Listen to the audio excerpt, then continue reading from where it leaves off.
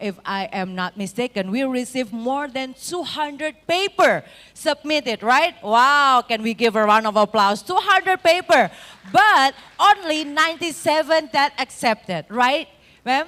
Also, only 97 that accepted. It means that it's very great, yeah, and we will have the best paper and all that, yeah, but it's later on, okay? But from now, we will have all this agenda, we will have the talk show and all that, and we will have a great day for this Saturday, okay? But now, before we start all the agenda, I would like to ask our friends over there, choir, Gita Dian choir, can you please join us right now?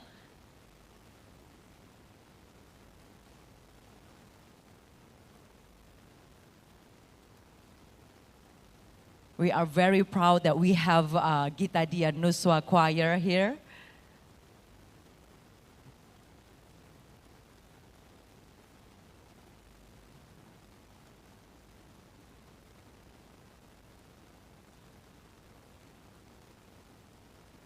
Okay, ladies and gentlemen, please raise for national anthem Indonesia Raya.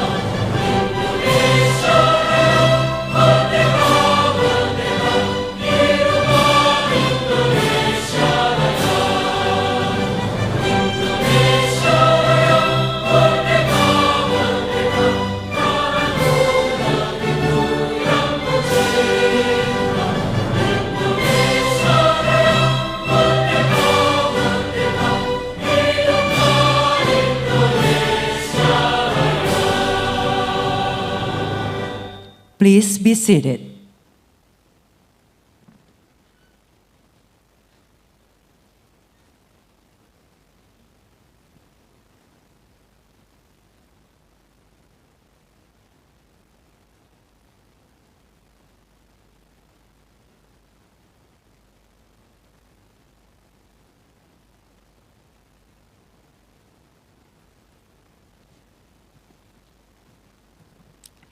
Ladies and gentlemen, now we will have some speeches. Right now we will have our first speech by Chair of iSemantic 2024. And for that, we invite Professor Dr. Susilo MS. Please join on stage. Time is yours.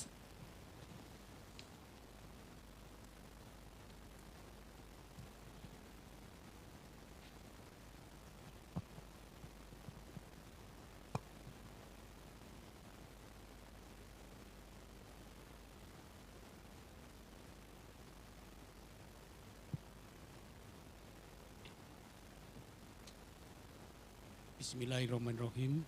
Assalamualaikum warahmatullahi wabarakatuh. Good morning all author, participant and honorable guests. The distinguished Vice Rector of Universitas Dian Nuswantoro, Prof. Dr. Pulung Nur Tantio Andono, ST MCom. The distinguished representative of IEEE Indonesia section, Prof. Gamantio Indrantoro MN, PhD. The distinguished representative of IEEE Power and Energy Society, Professor Arif Nur Afandi, PhD.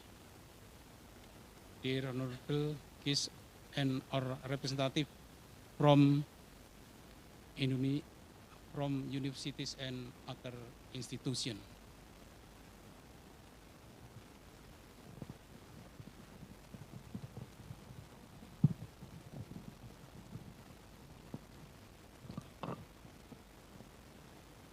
The distinguished keynote speaker and dearest author and participant for today's hybrid conference.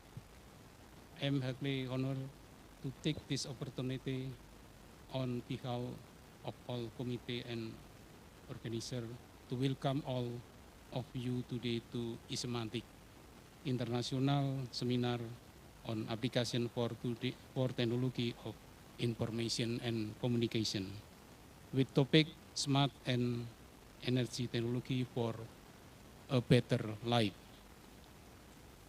All thanks to supporting from IEEE Indonesia section and IEEE Power and Energy Society as financial sponsor and the hard work of the iSemantic 2024 committee to make this happen. Last year, we have 92 papers accepted out of 206 submitted papers from 13 different countries, including India, Iraq, Malaysia, Sri Lanka, Taiwan, Morocco, Japan, Niger, Azerbaijan, Philippines, Thailand, USA, and Indonesia. And now, with new topic Smart and Emerging Technology for a Better Life, we have 97 papers accepted out of 203 submitted papers from 14 different countries, including India, Japan, USA, Peru, Malaysia, Philippines, Turkey, Taiwan, Spain, Egypt, Iraq, Niger, Afghanistan, and Indonesia. All the 97 papers presented last year have been successfully published in IEEE Explore and Index by Scopus.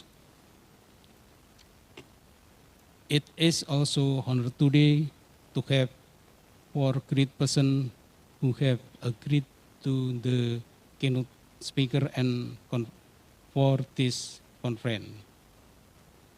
The distinguished 4 persons are fellow.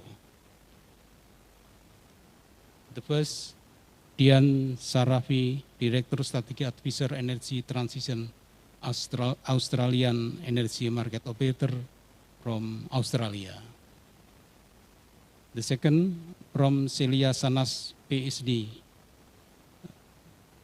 IEEE WEA Committee Chair, Elect Department of Bangladesh. Prof. Sarjia STMT, PhD, Ibu Profesor at Universitas Gadjah Mada. And the last, Dr. Mulyono, SSI MCom Associate Professor at Dian Nuswantoro University. We thank you very much for sharing your great experience concerning the update topic in the word today. Therefore, I would like to thank all the organizer, supporter, and organizing committee member of iSemantic 2024 who have made this conference happen. Thank you for your participation and enjoying the series of webinar iSemantic event. Wassalamualaikum warahmatullahi wabarakatuh.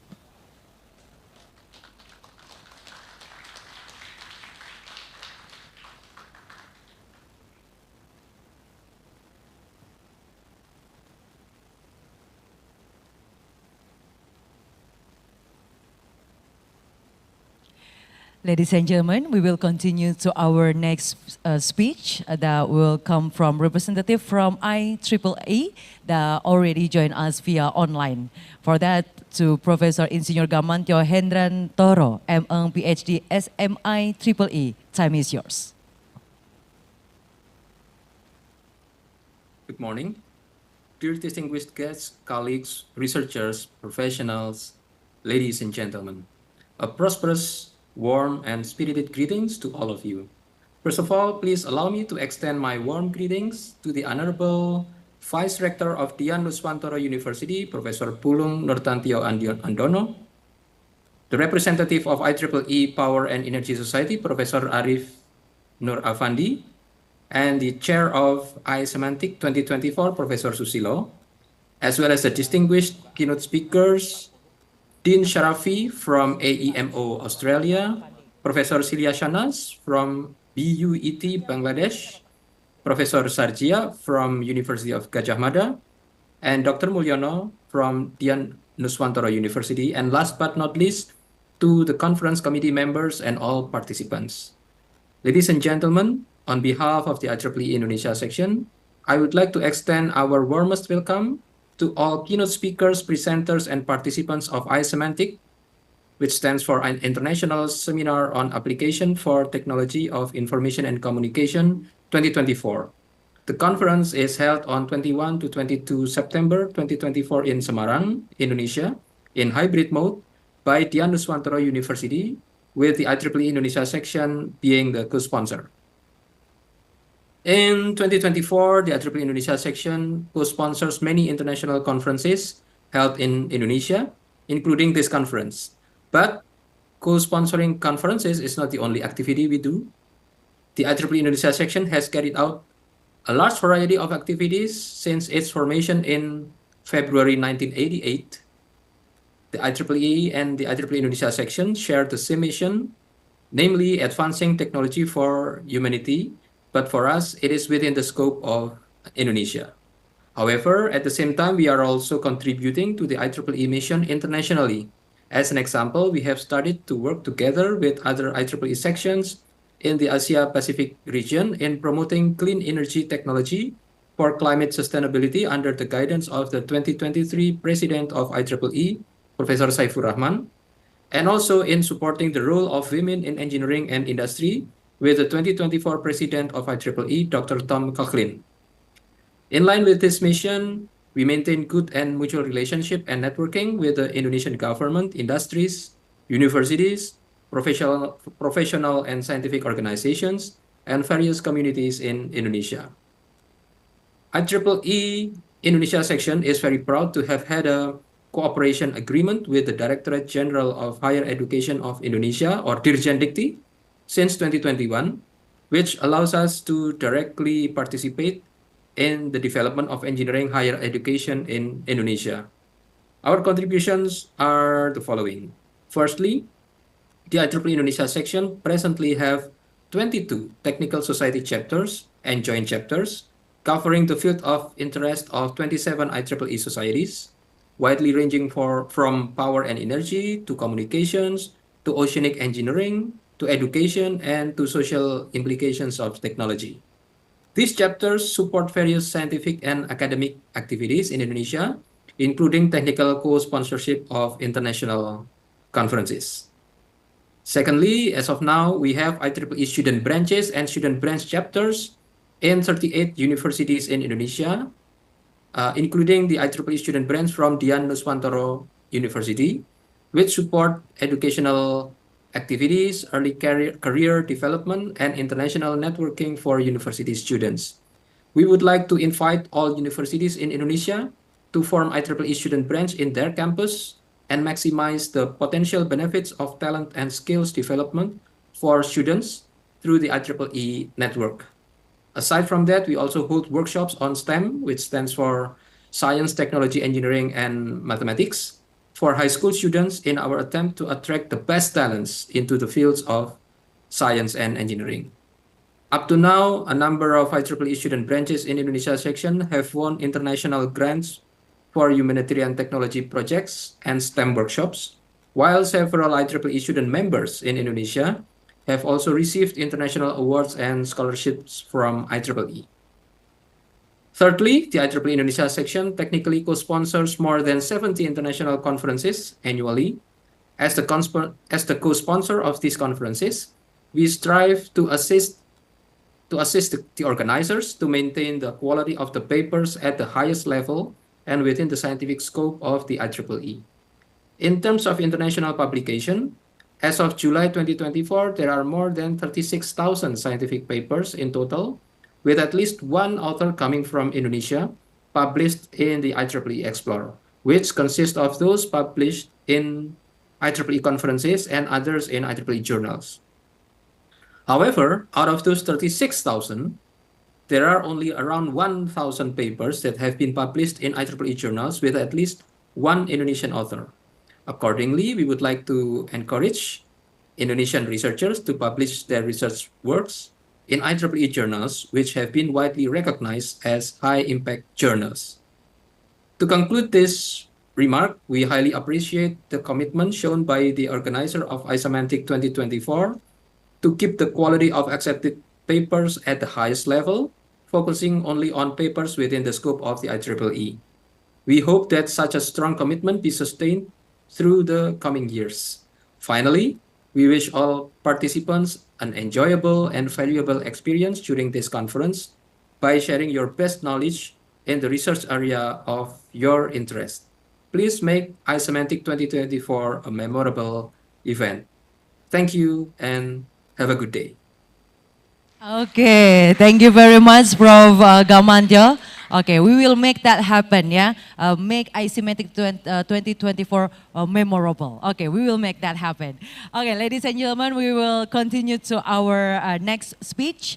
A speech by a representative from IEEE PES, and for that we invite Professor Insinyur AN Avandi ST MT MIE Eng MIEEE PhD. Time is yours.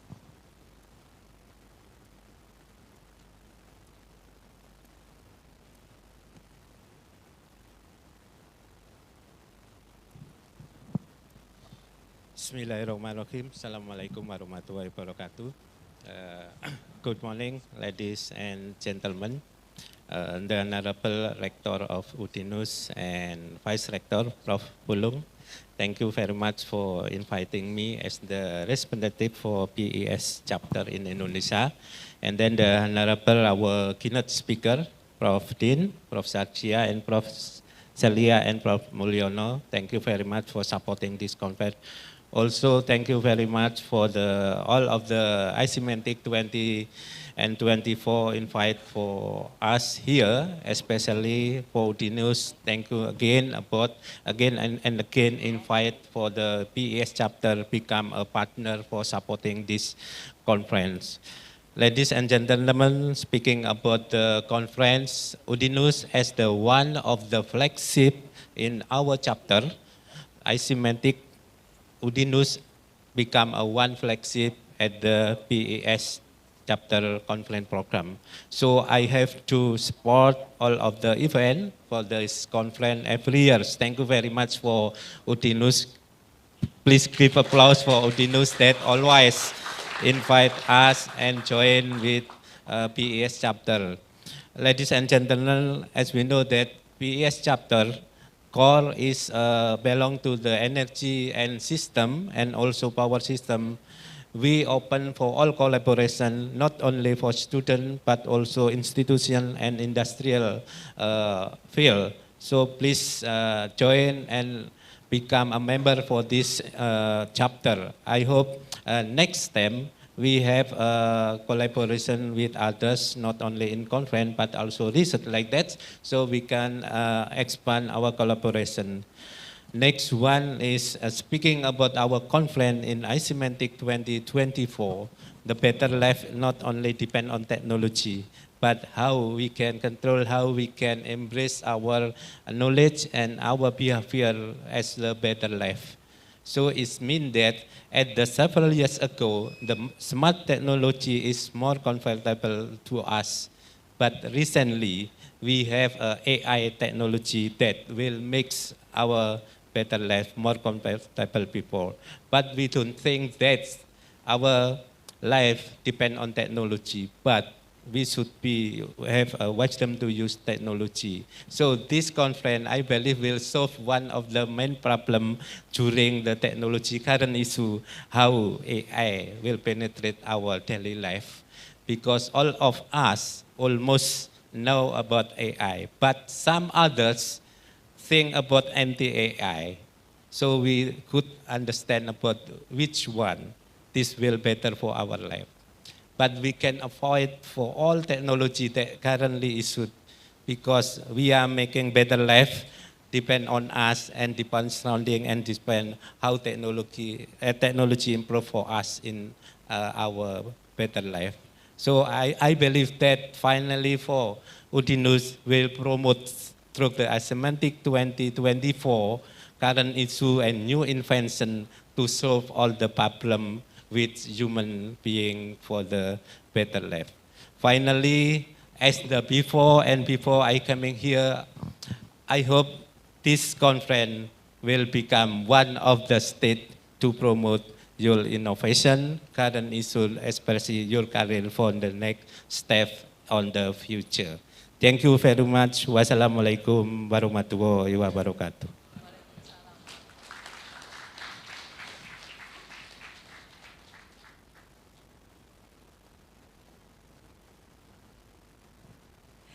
Yes, thank you, Mr. Avandi, for the speech and for reminding us about the AI nowadays.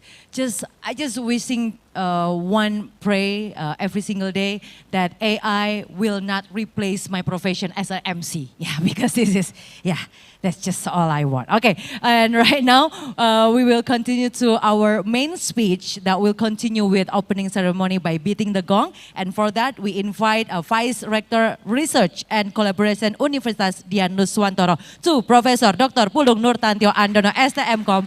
Time is yours.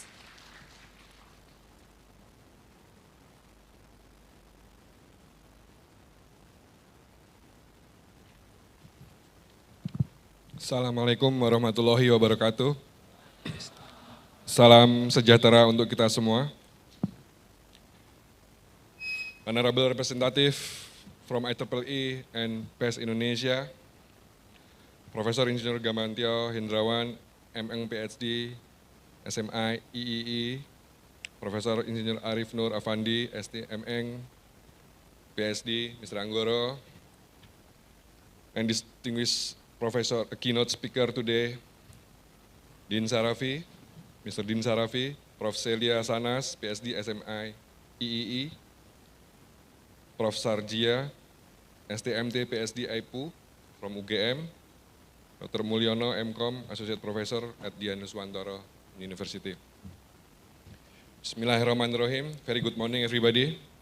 First of all, at the utmost of all, we would like to submit our high gratitude to Allah Subhanahu wa Ta'ala, God Almighty, for all blessing and amenity within our life, so that we can meet safe and sound today for this prestigious international conference at our beloved campus of Universitas Dian Nuswantoro, Indonesia. As a General Chair, with great honor, we welcome you all and we thank you for all great participation in this 2024 iSemantic with the topic Smart and Emerging Technology for a Better Life. And also in the second occasion, we would like to mention with the pride all the distinguished keynote speaker today, Mr. Dean Sarafi from Australia, Australian Energy Market Operator, Professor Celia Shahnaz, PhD from Bangladesh, Prof. Sarjia from Universitas Gadjah Mada, Dr. Mulyono, Associate Professor from Universitas Dian Nuswantoro. We thank you very much for sharing your great experience concerning the update topic in the world today. To all the audience and the great researcher, we would like also to wish you all, your family, relative, and colleagues great health, happiness, and success. Thank you for coming here today in our hybrid conference about smart emerging technology for a better life. Through this conference, we encourage all of you to participate actively, to share ideas and tools, so that this conference can become a platform of broad discussion about the smart and emerging technology for a better life. We also encourage all the scholars, academicians, scientists, and practitioners to take the significant part in this international conference. To bring our speech to end, we would like to send our great appreciation to all the conference manager, all the reviewer, all the author and the co-author for all the contribution to the success of this 2024 iSemantic conference. We also thanks our publishing partner IEEE Indonesia section, IEEE Industrial Electronic Society chapter Indonesia, IEEE Student Branch of Universitas Dian Nuswantoro, IEEE Power and Energy Society for the collaboration and the partnership, conference process, and the sponsorship. We also thanks all the 2024 iSemantic committee members for their great effort and hard work so that this international conference is running very well and become successful today and tomorrow. Thank you so much. Wassalamualaikum warahmatullahi wabarakatuh. Waalaikumsalam warahmatullahi wabarakatuh. To Mr. Pulung, please come join us to opening ceremony, and please join in front to Prof. Susilo and also Prof. Afandi to accompany Prof. Pulung to beating the gong.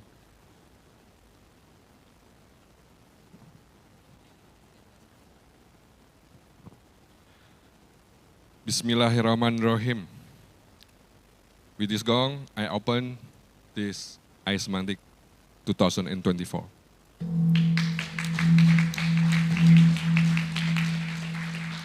Yes, thank you very much. And now we will take a picture together, three of you. Yeah, maybe in a center of the stage. Okay. And we also invite the speakers. The speakers that are already here. Can you please join us?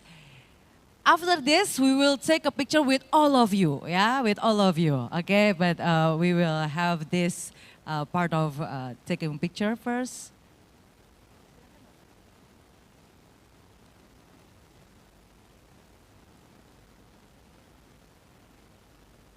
Boleh tunggu sebentar? Okay.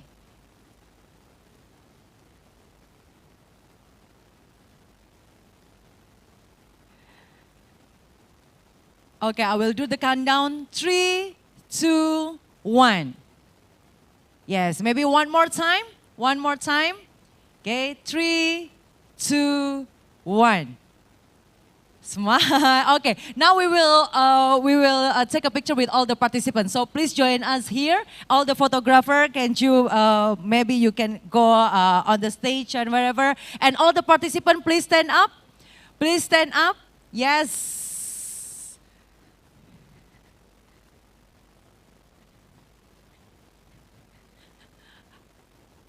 Okay, thumbs up. Okay, all the participants, can you do this like hands in the air? Yes, we can see the spirit over here.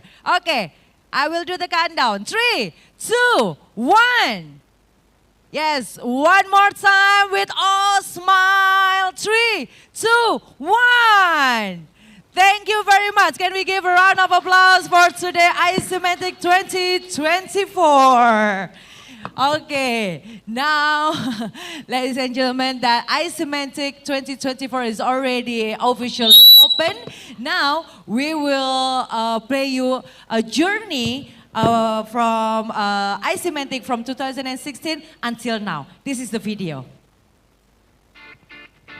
Information technology plays a crucial role in supporting human life and civilization. It not only simplifies our lives, but also protects our culture. Dian Nuswantoro University Sumara has initiated iSemantic as a platform to develop information technology and foster discussion about critical thinking among academics and Indonesian society. The International Seminar on Information Technology and Communication Applications, known as iSemantic, is an annual international seminar that involves multidisciplinary studies including engineering, economics, health, and culture. Additionally, researchers, lecturers, students, and members of industrial community are invited to join this seminar. iSemantic has been enthusiastically welcomed by the academic world for several years, Many keynote speakers from top universities in Indonesia and internationally have participated and collaborated in this event. Hundreds of papers have been published each year featuring interesting, diverse, and challenging themes. From 2016 to 2024, iSemantic has presented a variety of themes relevant to technological developments and societal needs. In 2016, the theme was Science and Technology for a Better Future, with speakers from the Ministry of Research and international universities. In 2017, the theme is Empowering Technology for Better Human Life, highlighted discussion on maritime sovereignty and animation transformation. In 2018, the theme was Creative Technology for Human Life, focusing on health literacy and culture preservation. In 2019, the seminar discussed the change of the Industrial Era 4.0, focusing on renewable energy and industrial digitization. During the COVID-19 pandemic, iSemantic 2020 was held virtually with the theme IT Challenges for Sustainability and Security in the Era of Digital Disruption. The following year, the theme Information Technology Opportunities and Creativities for Digital Innovation and Communication within Global Pandemic featured hundreds of papers presented online. In 2022, the theme is Technology 4.0 for a prudent ecosystem, showcased speakers from various technology fields. Finally, in 2023, iSemantic was held in hybrid format with the theme Smart Technology based on Industry 4.0, New Ways to Recover from the Pandemic and Global Economic Crisis, marking the event's success after 2 years of online presentations. In its 9th year, with the theme Smart and Emerging Technology for a Better Life, iSemantic invites 4 speakers. There are Celia Shahnaz, IEEE Committee Chair-elect, Professor Sori Jaya STMT PhD, Ibu Professor at Gajah Mada University, Indonesia, Dian from the Australian Energy Market Operator or IEMO, and Dr. Mulyono SSC MCom, Associate Professor from Dian Nuswantoro University. And welcome to the iSemantic 2024 with the theme Smart and Emerging Technology for a Better Life. Yes, can we give a round of applause for the video and the journey of iSemantic from 2016. Already, ladies and gentlemen, as we already have the opening ceremony for iSemantic 2024, now we will have the webinar session. And this webinar session will be conducted as a moderator. He is a professor of humanities or a professor of language use from Faculty of Humanities, Universitas Dian Nuswantoro, and he is also the director of Center of Excellence, Universitas Dian Nuswantoro. Please welcome our moderator for today, Mr. Professor Jomanto. Please, yes, join us on the stage.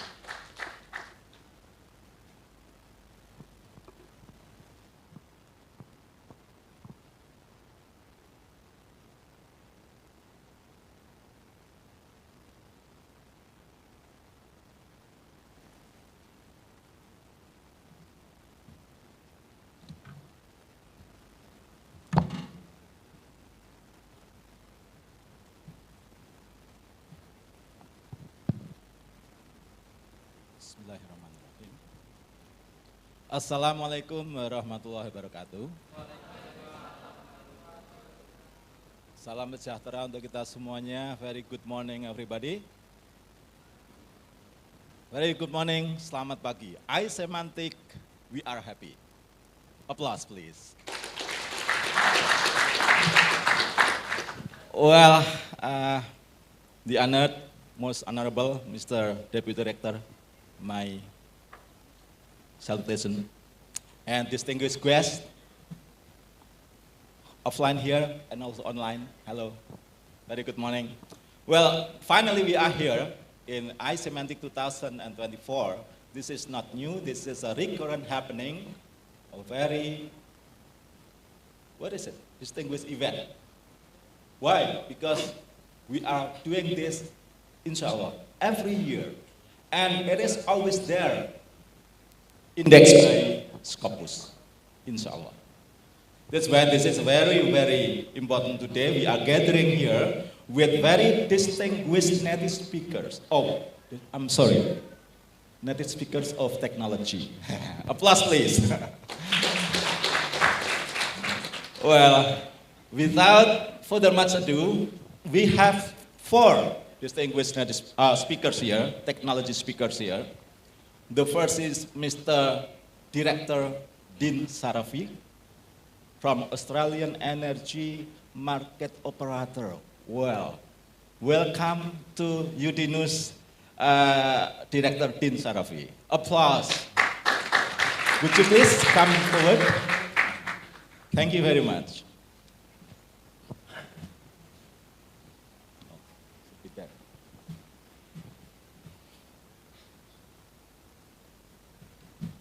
Welcome, Mr. Director Dian Sarafi. Please sit down. Well, this a very distinguished man coming far away from Australia for us today to encourage us in technology and whatever, especially market operating strategy, whatever. Yeah. Well, he is very distinguished person here. That's why let's make this opportunity worthwhile. Very, very, significant. We are learning something hopefully significant for our life today. With this topic of this smart and emerging technology for human life, for better life, better, not worse, better life ahead with technology. Thank you very much. Please be seated. We are coming to the second speaker. I think she is a professor from Bangladesh. She will be online, right? And, well, Professor Celia Shahnaz, also a very distinguished expert in the area of technology, especially in the engineering technology. And also she will be with us today, don't worry, yeah, be happy. But we are communicating through the platforms, well, blended and also the, at least we can still making contact with the professor. Okay, applause for Professor Celia Shahnaz. And the third distinguished speaker in technology is our neighbor, not very far from Udinus.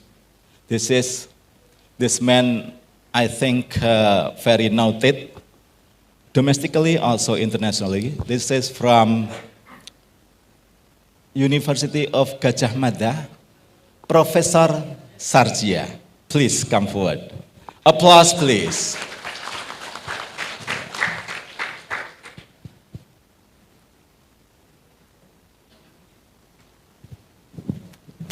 Thank you. Yeah. Please be seated. Well, Professor Sarjia is also coming from another city from us, about 3-hour trip by bus. And here to give encouragement for us in how technology advancement is also bettering our life. And the third technology speaker today is our domestic colleague, Dr. Mulyono. Please come forward.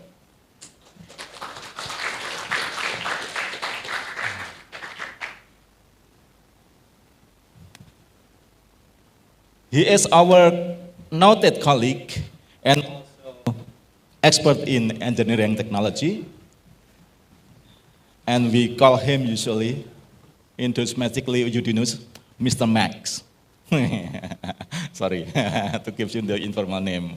Well, ladies and gentlemen, complete speakers here. I think we are ready for the next session. And according to the rundown suggesting that we are going to have the 2 speakers first, and then we have the entertainment session, and then the other 2 speakers plus. And you can save your questions later to the Q&A session. So don't worry about missing the questions. Okay? Let's give them very good applause before starting the seminar. Please.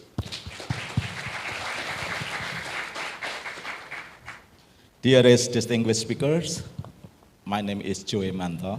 I am from another department, Department of Humanities. I am willy-nilly to be here because encouraging Udinese together, humanities and technology, I think we can, get in touch hand in hand, so there is no separation.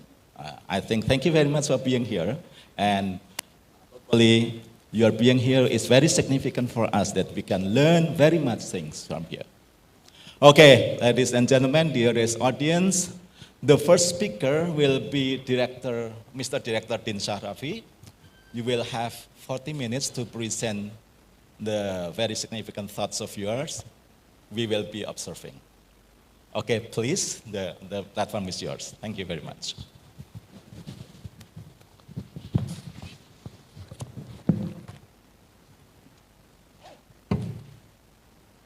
Thank you very much, Joey, for the introduction, and thank you, everyone. Good morning, and I would like to thank the organizers of iSemantic 2024 and the university for inviting me here.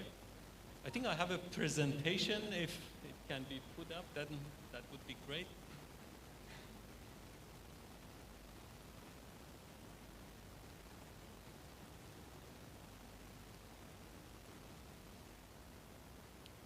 While we're putting up the presentation, I would like to let you know that I'm going to talk about energy transition.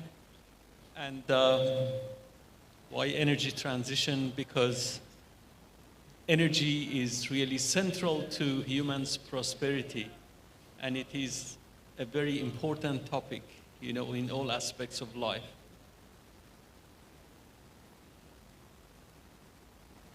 Do I have a clicker? Okay. So, 1 million years ago, human beings started to burning wood. And wood was the first energy source that we found. It gave us heat, and it could help us to understand how we are going to do our lives better.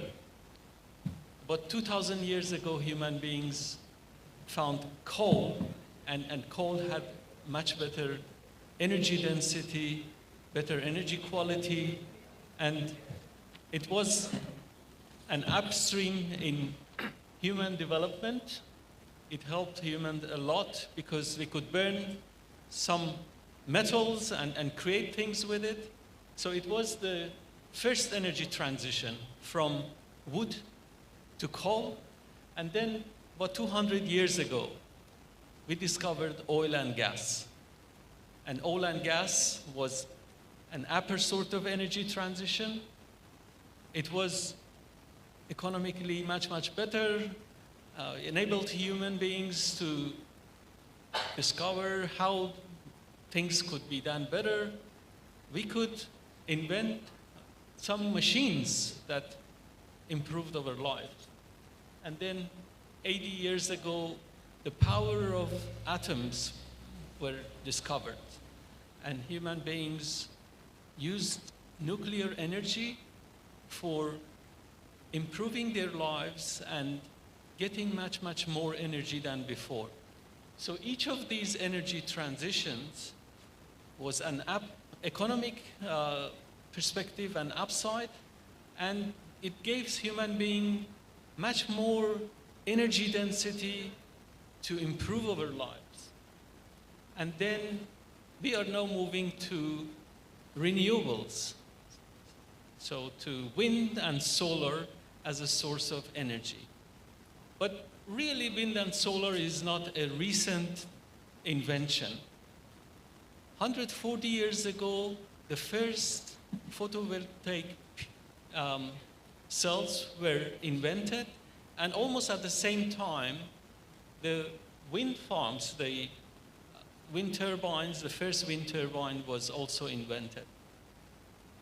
So it is not a new invention, but this energy transition is not about economic prosperity, it's about climate change and how human beings can reduce the emissions in climate And this is really so important to know because there won't be any economic upside from this, just environmental objectives. Can we go to the next slide, please? Yes, I was in Washington, D.C. earlier this year, and I went to American History Museum, and I took this photo. This is the first power station in the world that was built very close to Niagara Falls. It was called Niagara Falls Power Factory. And if you can go to the next one, please. Yeah, these are the workers who worked on this project. And this is the first transmission line that was built. Because the power has to be transmitted to another place in Buffalo, 22 miles away. So the first transmission line was built still in 19th century, so about 1897. So that was the first one. Next slide, please. I will come back to that transmission line, so keep it in mind, please. But about energy transition, this is a chart that shows different countries' objectives and targets for energy transition. So you can see a lot of countries in the world have targets for 2030, 2035, 2050, and 2060. I think Indonesia is not shown in this graph as having a target, but I believe that 2060 is the Indonesia's target to go to net zero. So you can see many countries have targets to reach to net zero by 2050. So this is almost 25 years ago, 25 years from now. Next slide, please. Yeah, I'll put this to see where we are and how we are still using a lot of fossil fuels. So you can see that this is the graph for the world. You can see mainly we are still using oil and gas and coal for producing energy, which is not really good because they create environmental issues and create emissions. And you know, at the bottom you see that there a very small share of renewables and nuclear and hydropower, which are renewables. So we are still at the very early stages of this energy transition. But we want to get there, and we want to get there quickly. Next slide, please. Yes, so here you can see the production, another way of looking at production of energy by fuel source. We still see coal and gas very high in the share of them, and hydropower, nuclear, and wind is still very low on this graph. Next one. Yeah, this is the picture for Indonesia. And you can see most of Indonesia's energy production is still oil and coal and gas, some gas, but very little in terms of renewable energy. So this situation is going to change by 2060. Next slide. The share of renewables for Indonesia is like a bathtub. So originally it was high, but then low, and recently the share has increased. So this is the good news, but we need to get it to a point that most of this energy comes from renewable sources, or at least zero emission sources. Next slide. So the change is really good in that regard. So we can see that this is the change from year to year. We can see that the share of solar has increased, and other renewables have also increased for Indonesia. Next slide. So I wanted to also put this in perspective and show you how Australia is doing in that regard. And I pick a state in Australia that has the highest share of renewables. So South Australia is the one.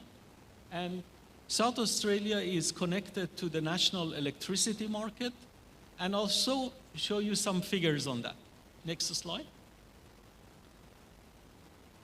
So for South Australia, we had 282 days with solar energy produced at least in one demand produced 100%. This is the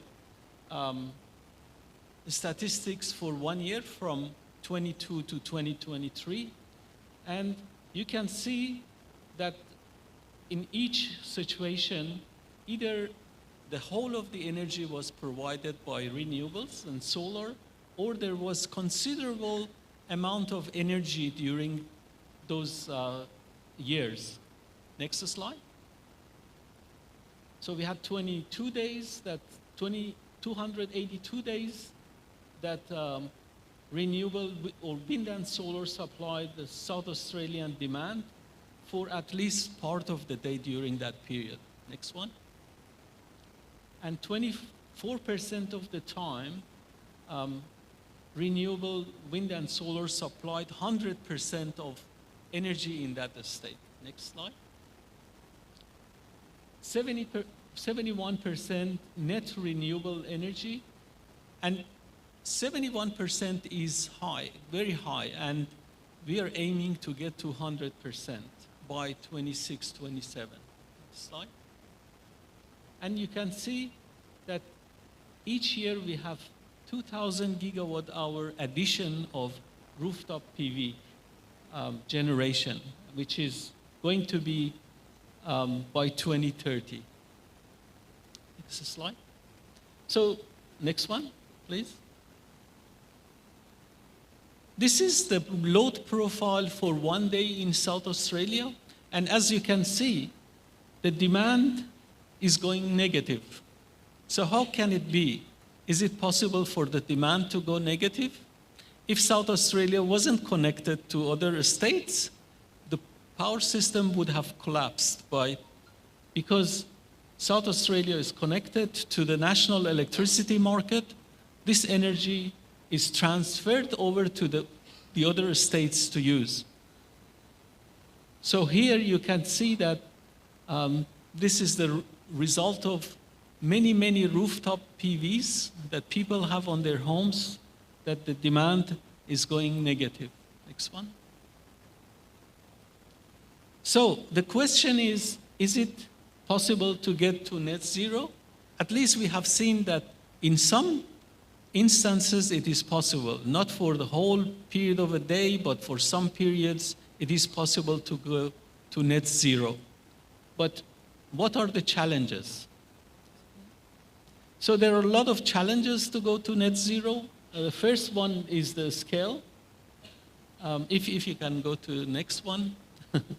So I showed you a graph that showed all of these countries trying to get to net zero by 2050, because they are all going to get to that point. They are competing for the same material resources and skills. And this creates a huge challenge. Next one.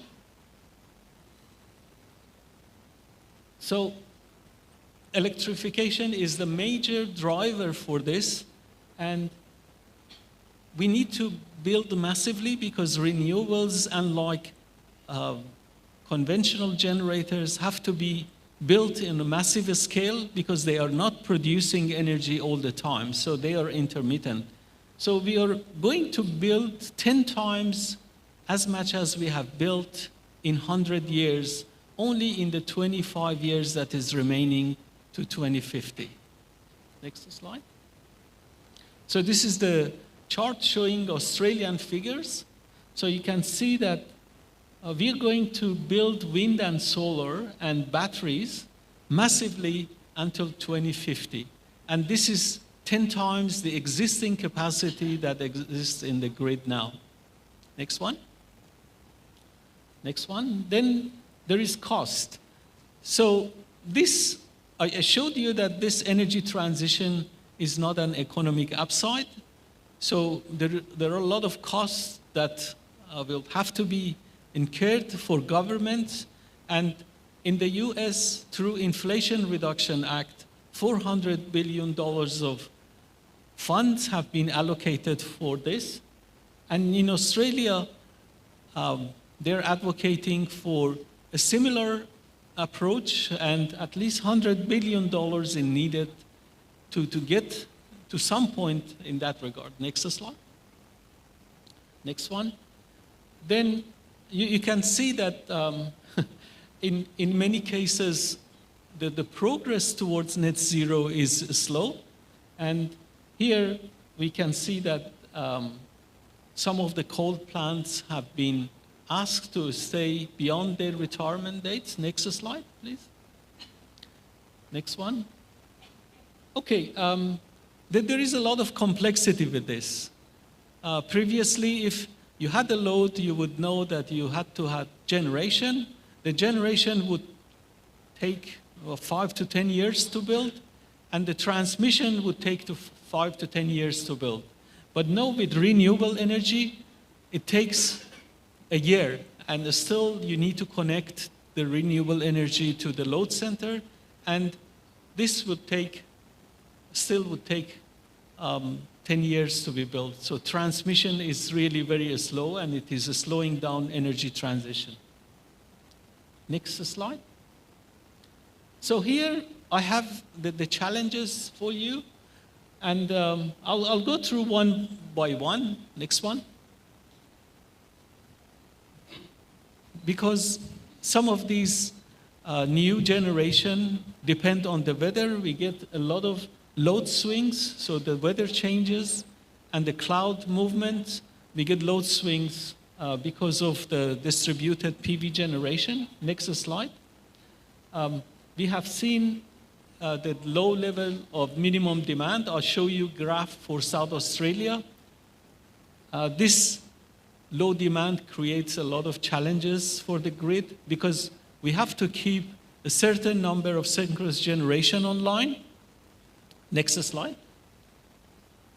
Because there are fewer and fewer synchronous generation online, this creates challenges for power system security and reliability. Next one. I'm sure you may know about the level of inertia, because the grids will require a level of inertia to be maintained. And when we decommit synchronous generation, the level of inertia on the grid will reduce and creates challenges for the frequency of power system. Next slide.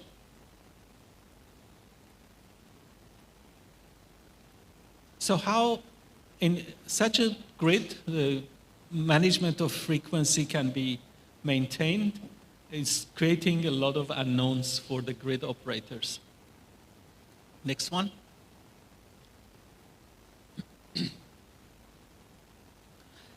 So this sort of outcome creates market challenges, and we have periods that markets go to the lowest market price, and this creates revenue issues for the generators.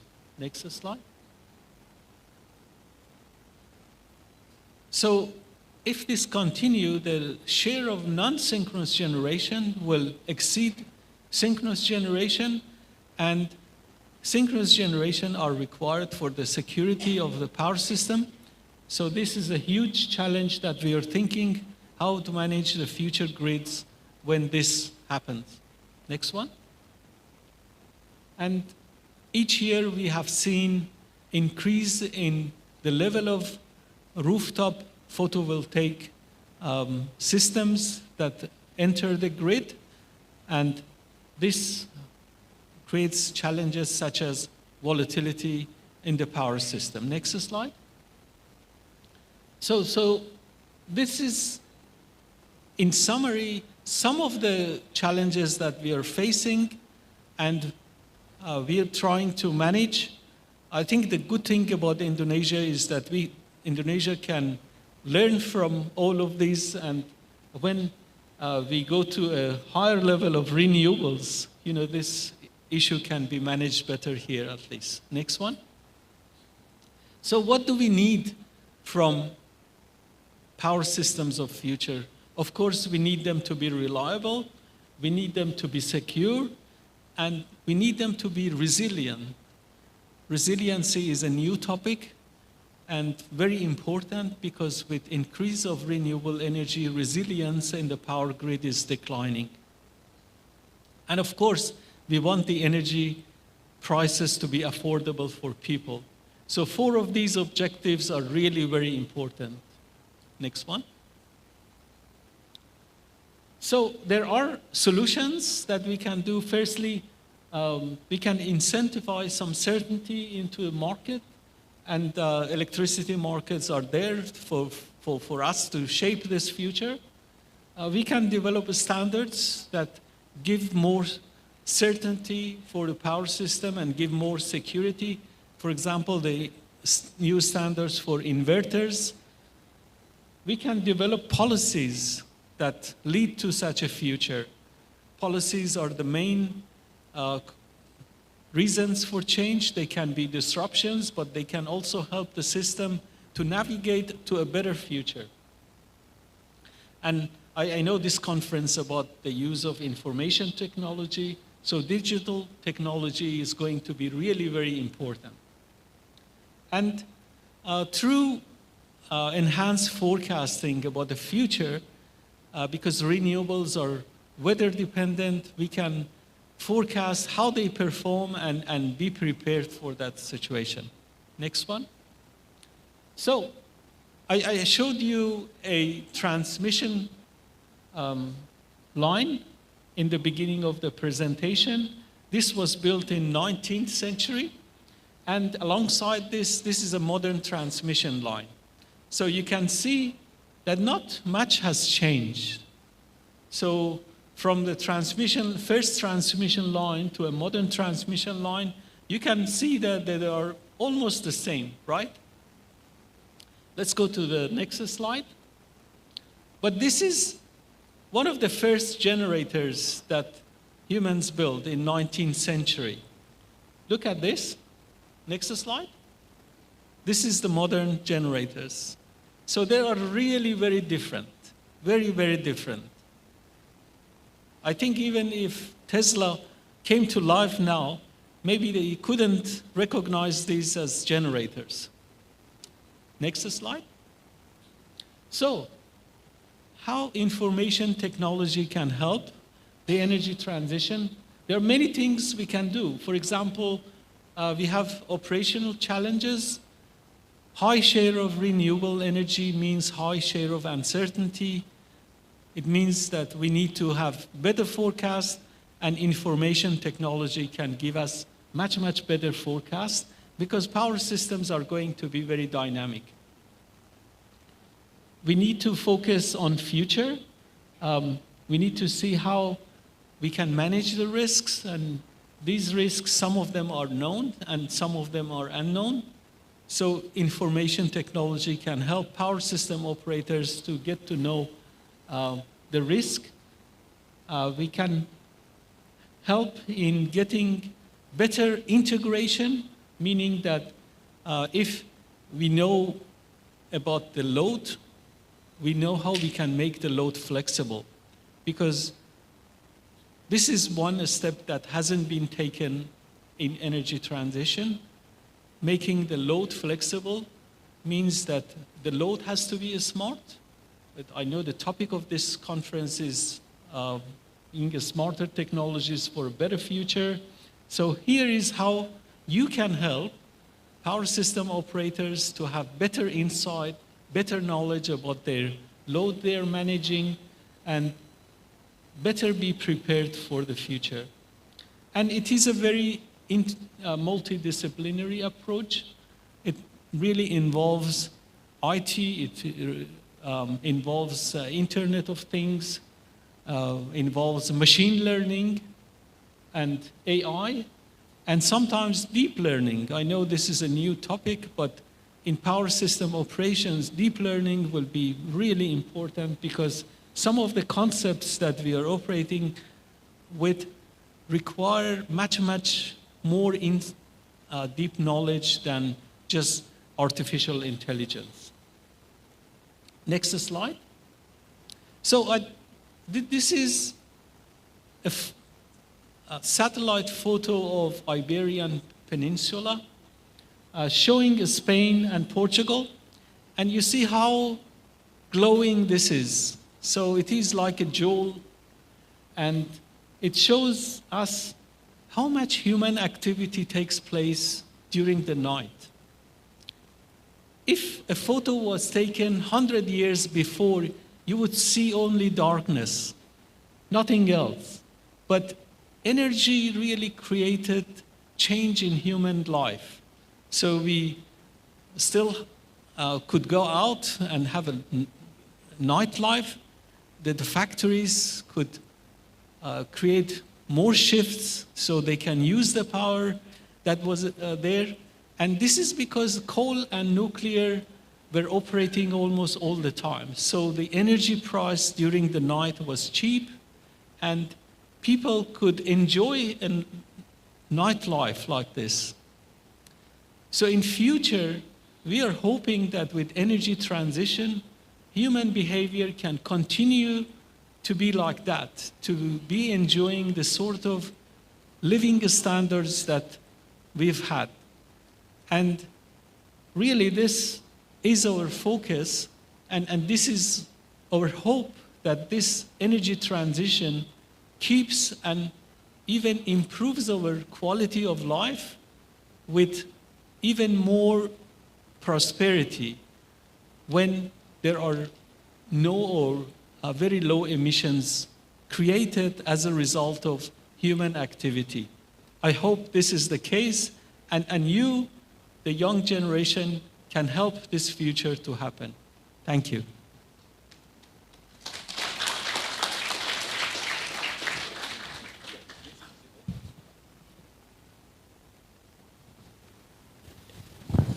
Thank you very much, Mr. Director Dean Sharafi. Well, actually, you still have 10 minutes. It's very generous of you. Okay, well, ladies and gentlemen, we're coming to the second keynote speaker. Don't worry. If you have questions, please save them. Yeah, we will have the special session for the QA later. Okay, we are coming to the second online, or we are coming to the second speaker here? Committee, are you ready for the online session of Professor Celia Shahnaz? Oh, ready? Oh, yeah, here, yes, okay, welcome. We would like to greet first. Okay, please wait a minute. Is my voice also online? Yes. Hello, good morning.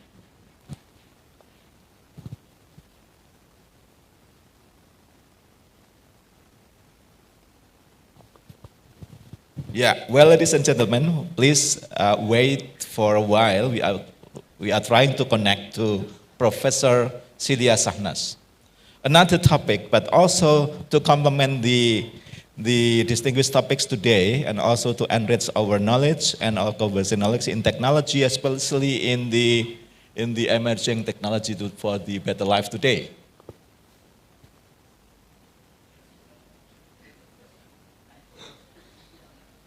Are we ready? Very good morning, Professor Celia. Could you hear me? Very good morning. Well, I am Joy Manto from the iSemantic 2024. Here, you are the next keynote speaker. So we are all here waiting for you, offline and also online, for listening to your great speech, great, thoughts, and also emerging, especially about the emerging technology. Okay, are you ready? You have, okay, please test your voice. Please, check. Yeah, could you hear us? Could you hear me? Hello, Professor Celia? Yeah, I can. Okay, yeah, there's some time lapse, okay. Okay, now you have your time. Please make it in 40 minutes. I will be observing and listening to you. Thank you very much. Please, the time is yours. Thank you. Okay, thank you very much. Let me share first.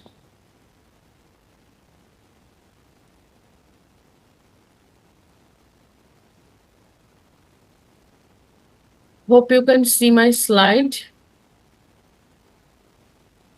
Is it visible?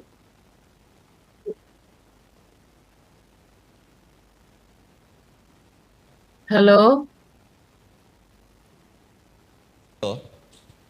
But not the presentation.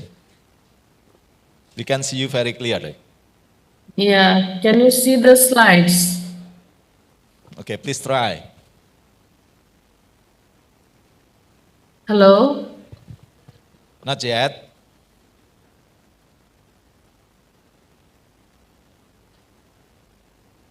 Can you see the slides? No, not yet. Yes, now.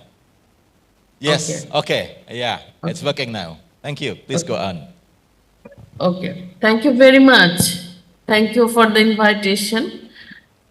And today's topic is artificial intelligence and machine learning to meet the United Nations Sustainable Development Goals and ensuring a climate safe future.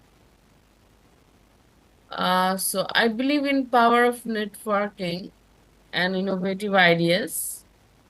There are 17 United Nations goals. I try to connect my research to one of the United Nations goals all the time. This is just my brief biography. You can visit my website www.celiashahnaz.com, or you can visit my Google Scholar profile to know about my research. These are some of my hours. You can know about them. So let me first tell you my how I'm utilizing AI for power-related research. You must have heard about electrical network frequency, ENF. If digital audio recorders are plugged into the power mains or are located near a power success, it captures the ENF signal. This is the ENF signal. It looks, and it is from 9 different grids. It looks different, but we cannot really keep on looking at these grid signals and decide from where it is coming. So ENF variations have some patterns. So variations are uniform for a grid. Variations are separable from grid to grid. So without doing it manually, we apply AI, machine learning, and deep learning to work as a location fingerprint. We also apply machine learning and deep learning based classification approach for power quality disturbances classification. And you must have heard and you must have seen these clean energy sources and how you can utilize these renewable energies. It is really important to know how we can smartly use those for our life. And there are also alternative energy utilization. That means electricity from mud, electricity from piezoelectric materials in the footsteps.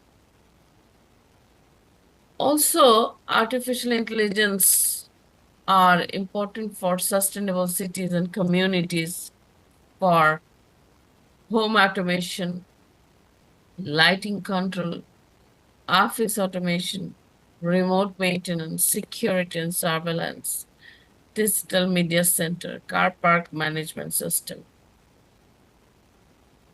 And a very good example is AI-based garbage sorting bin, which is powered by solar energy. This is a very good example of utilizing AI and solar energy for sorting the garbage bin. AI used in frequency regulation, weather forecasting, power plant performance, and classification, power classification disturbance. And that's why AI is a game changer for renewable energy. You may have seen the fixed solar panel and the tilt angle is fixed, but usually artificial intelligence can really change the solar panel tilt angle, and this hardware implementation is not very tough, but it increases efficiency. So do you want to monitor miles after miles solar panel by walking? But it is not feasible. To monitor solar panels, we can use machine learning approaches. And in case Nigeria, what they're using AI to identify the best cities for renewable energy. This is a very called Africa Large-Scale Solar Project Tracker.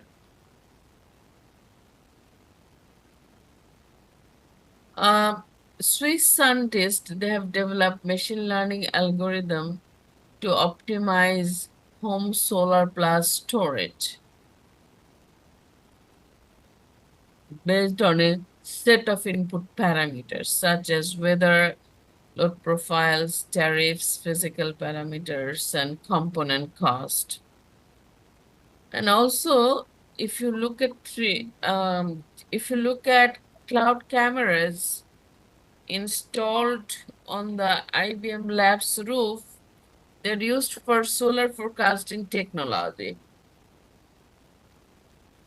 And also, AI-controlled crane powered by solar power can be used in the energy and industry. And it is known that drone inspection of solar panel and windmill is very cost-effective. A solar farm inspection by drone cost 46% less than manual inspection, whereas 75% reduction happens in man hours and turbine downtime when drone is used for windmill inspection. So this is just a picture that how a robot can be used for solar energy and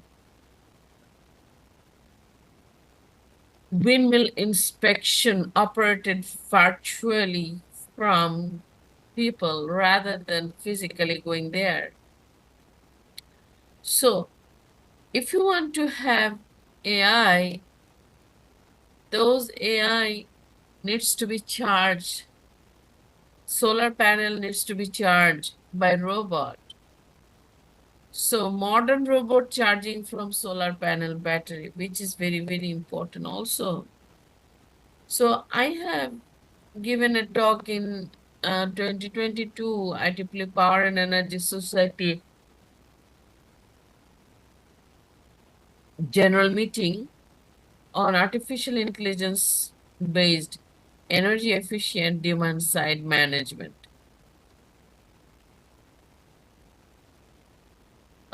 Let us tell what is climate, because we wanted to utilize a climate safe future. It is an average weather conditions over a long period of time, and climate change refers to average weather conditions over a long period of time. So if you ask an elderly person, they can tell about the climate change, which is statistically significant change in the state of the climate. So what are the causes of climate change? That you really know, the greenhouse effect. That means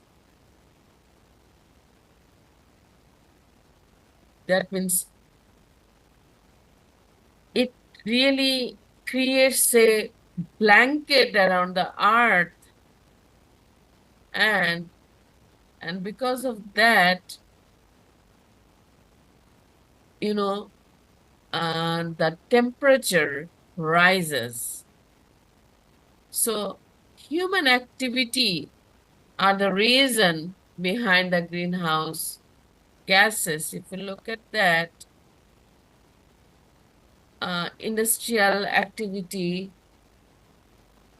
electrical production, cutting of trees, agricultural automation, transportation, and smart building are reason of human activity and industrial revolution.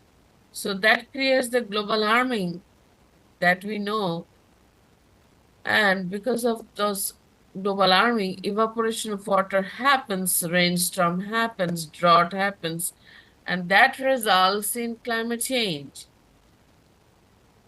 So result is temperature increase, heat waves, extreme precipitation events, precipitation increases, decreases, tropical clone wind speeds, decrease snow and ice extent, different reasons, rising sea levels, warming and acidification of oceans. You know, these are the problems.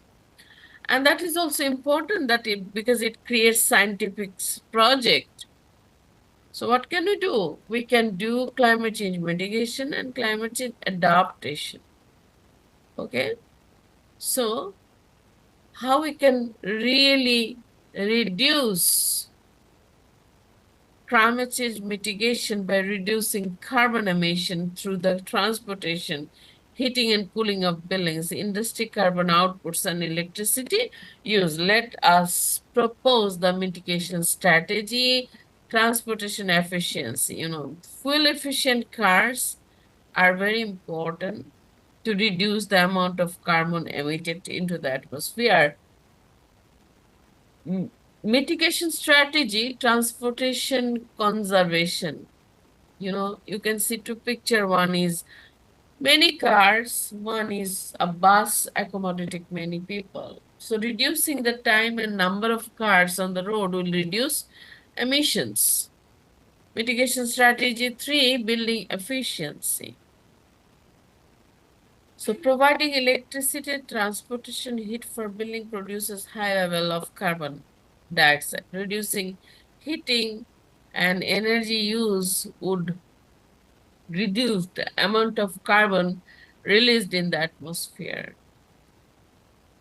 Mitigation strategy 4, efficient electricity production, because 25% of the world's carbon emission comes from the production of electricity at coal power plant. So 50% of electricity comes from coal combustion. Improving coal plant efficiency will significantly reduce the carbon emission. So there is a project called Lighting a Billion Lives campaign. 1.6 billion people lack access to electricity. 33% lives in India.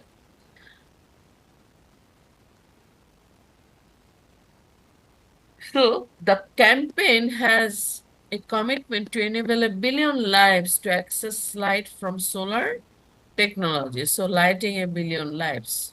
So they have proposed this solar lantern. Each solar lantern saves kerosene, mitigates carbon dioxide, alternatively saves electricity per year, and also mitigates carbon dioxide emission per year. So how in a village such solar campaign has benefited? So they run the charging station, maintain the charging station, help the family with their daily activities. They're used in shops, they're used in schools, they're used in cookings, they're used in readings. That's the way it was benefited from the campaign. So it is really important to create the assessment and feedback. As Professor Saifur Rahman, who was the immediate past president of IEEE, we have energy efficiency and consuming less electricity, battery energy storage, renewable integration, nuclear power in advanced and small reactor, cross-border power transfer, carbon sequestration. These are the proposals he had for reducing carbon emission. And for that, we really need to have some assessment and feedback program in the community. As Women in Engineering Chair, I have launched IEEE WAD 2023. The topic was engaging more women in mitigating climate change and building climate resilience. We got a huge response.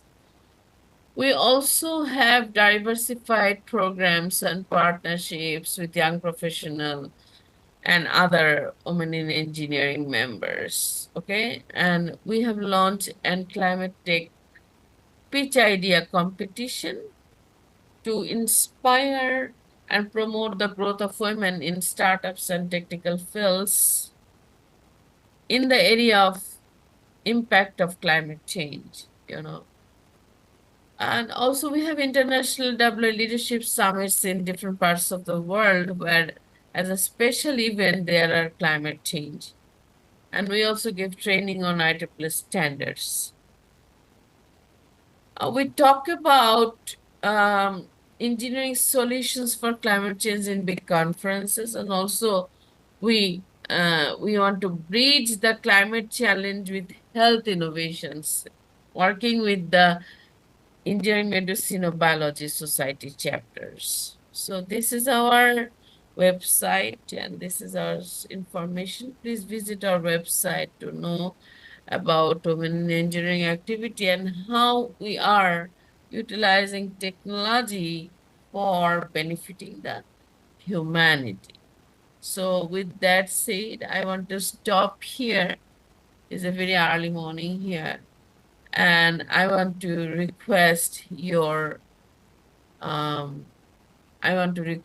any question you have so that I can have more time in engaging with you regarding your any question, because I have touched upon AI for power-related research in grid classification, grid disturbance classification, and grid identification. Secondly, I have described how AI can be used in the renewable energy and can change our life.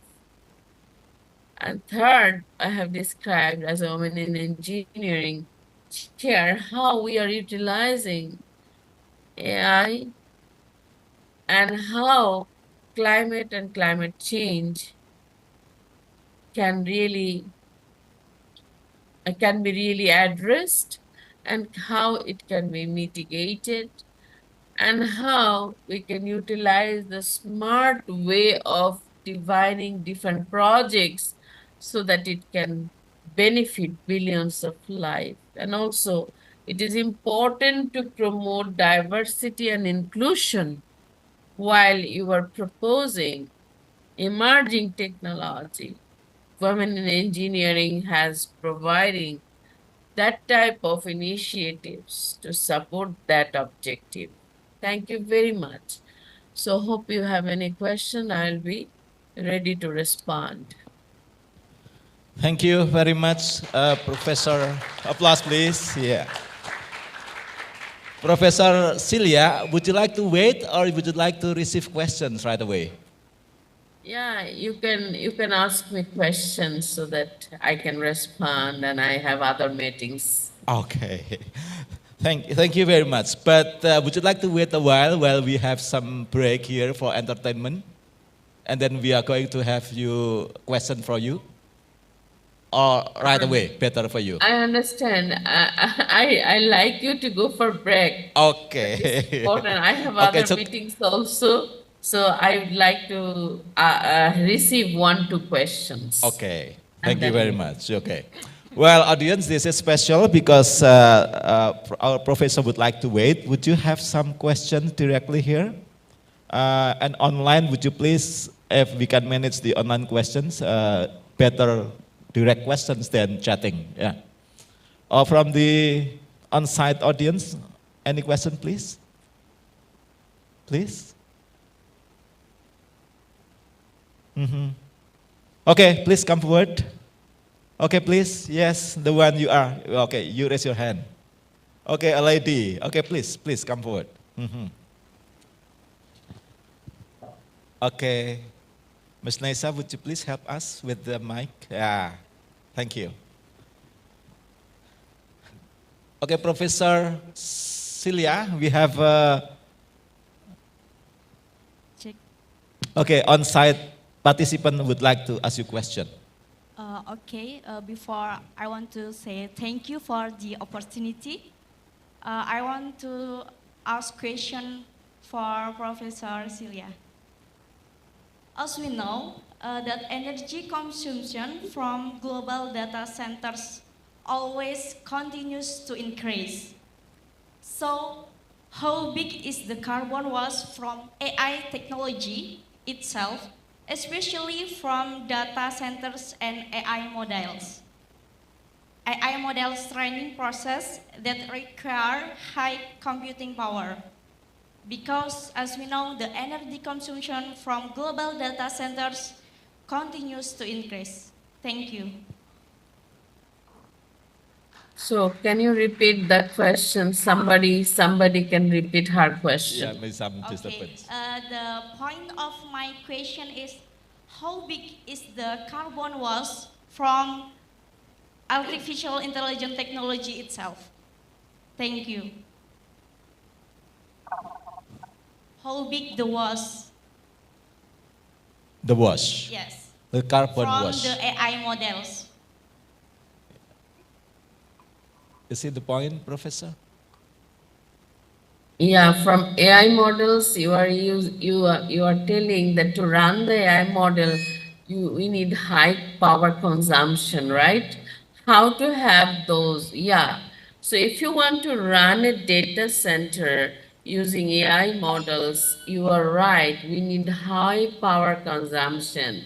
So, but our grid is not designed for that high power consumption.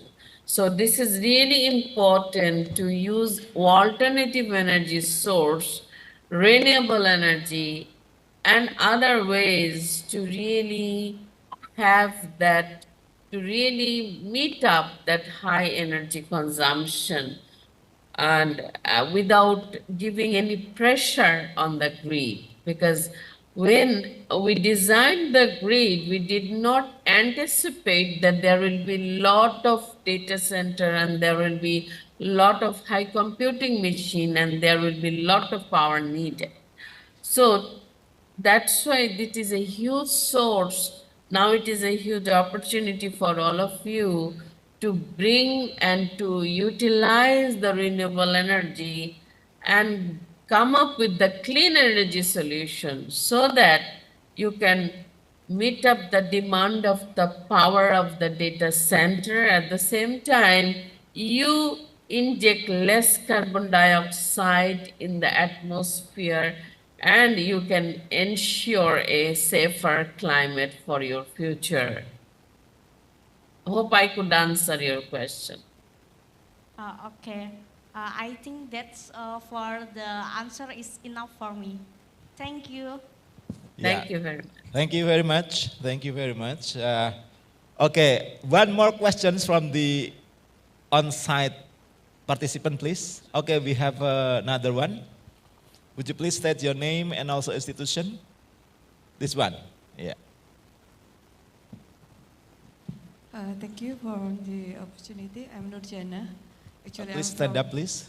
Yeah, so we can see I'm all. Nurjana. I'm from Faculty of Health Science. Actually, maybe it's far from the IEEE area, but I interested in your picture actually about women empowerment in supporting the was it the prevention of or the climate change movement, like your picture about how women contribute to the movement of climate change, because we know that the women maybe in the domestic area or in the public area also like a group that can make a change for the consumption of the energy and move to the sustainable development goals in the energy reducing consumption and carbon, what is it, pengeluaran karbon yeah, Carbon dioxide. yeah, so the consumption of the carbon that exit to our atmosphere. So I see in your picture there are many women movement. Can you tell me more about that, and how it can improve, the woman can improve the movement of the climate change? Thank you. Yeah, thank you very much. Actually, there is a study that our cooking, our agriculture, many of the cases, our women are very efficient in many countries. So it is shown that if we can involve women, we can inspire more alternative and solar energy, and we can really reduce the carbon dioxide emission in the atmosphere. That's why it is important to involve more women in our energy culture, in our agriculture, and so that less carbon dioxide is emitted, and we can ensure a safer and resilient future. So contribution of women are very, very important here. So that's why we inspire more women to come for climate change mitigation and building resilience. Thank you very much. Okay, thank you very much. Well, we still have 10 minutes for Professor Celia's time, actually timing for presentation. Maybe we can have one more question during Professor Celia's time. Yes, no problem. Yeah. Okay, while waiting, I have a question, Professor. Yeah. You're talking about SDGs for the United States, right? Yes. Which one exactly more dominant? Which one exactly dominant? Is it SDG 7, 9, or 11? The SDG 7 is we're talking about clean energy. SDG 9, we're talking about innovation and infrastructure. And the 11 one is the sustainable cities and communities. Which one of your presentation is directed more dominantly to the SDG?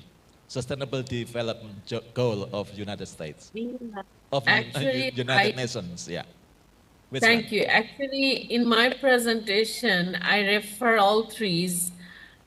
But you know, as we are living in the urban cities, it is really important to focus on clean energy, and also 11 SDG, SDG 11, because we wanted to have a smart home, smart automation, automatic car management system, automatic curtain control. So we want to have a smart building management system.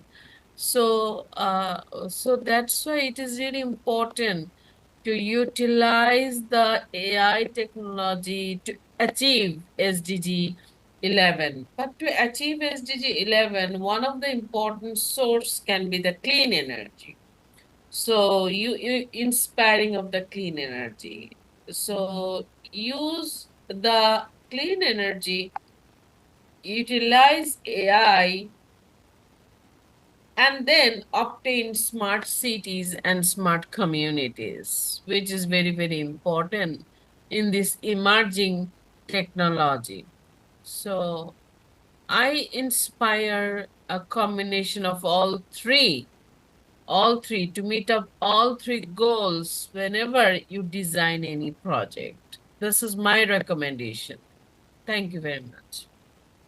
Great. Yeah, this is a very, very, very great thought. You are engaging three of them, especially you are directing to the sustainable cities and communities, but also involving the clean energy, also involving innovation and infrastructure. This is very good idea, I think.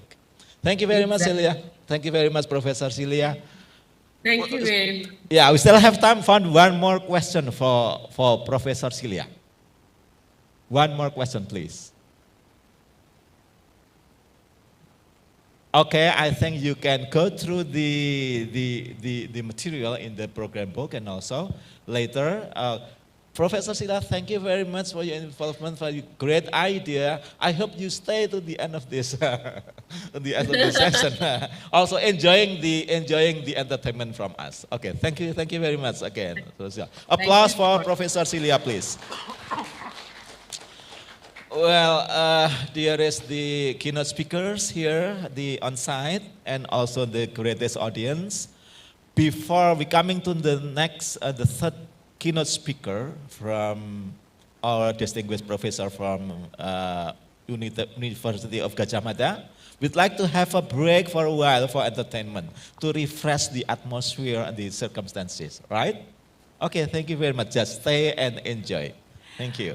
Okay, thank you, Professor. Okay, as he said that we will have a very short break, yeah?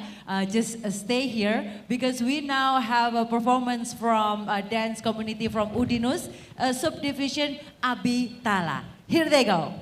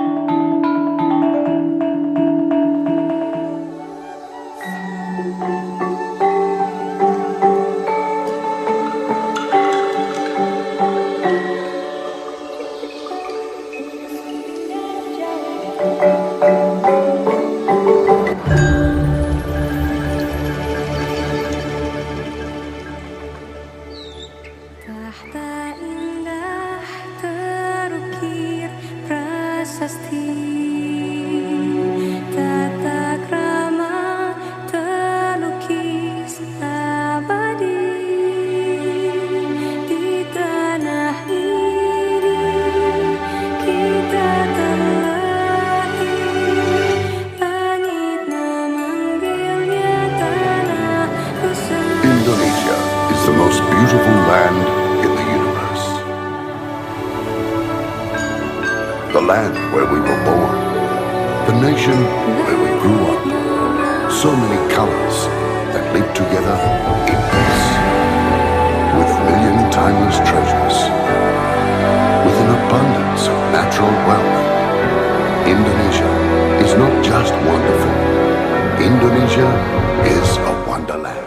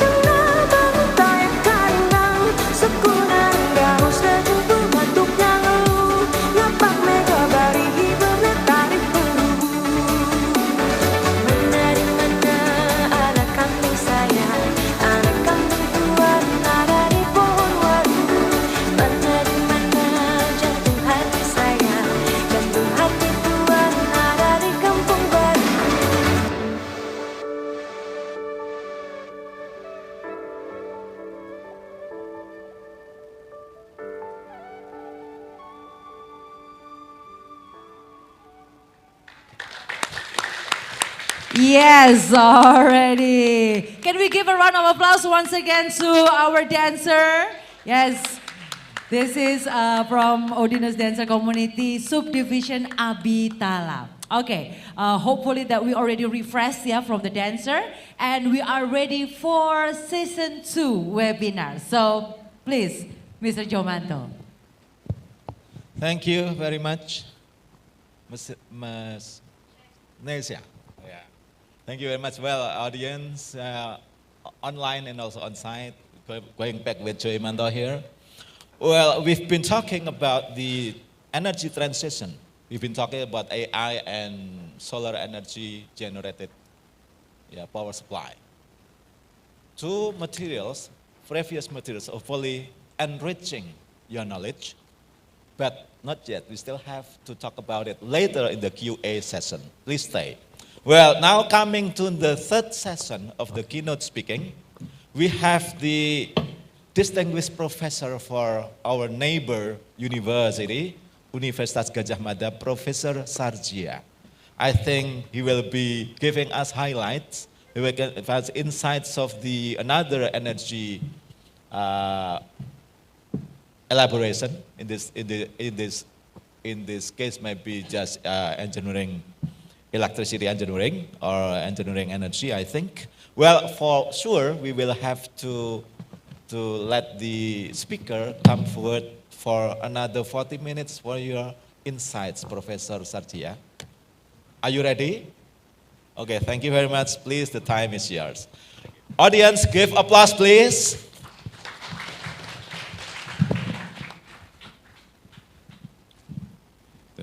Assalamualaikum warahmatullahi wabarakatuh. Good morning, everybody. Thanks, moderator, for the introduction.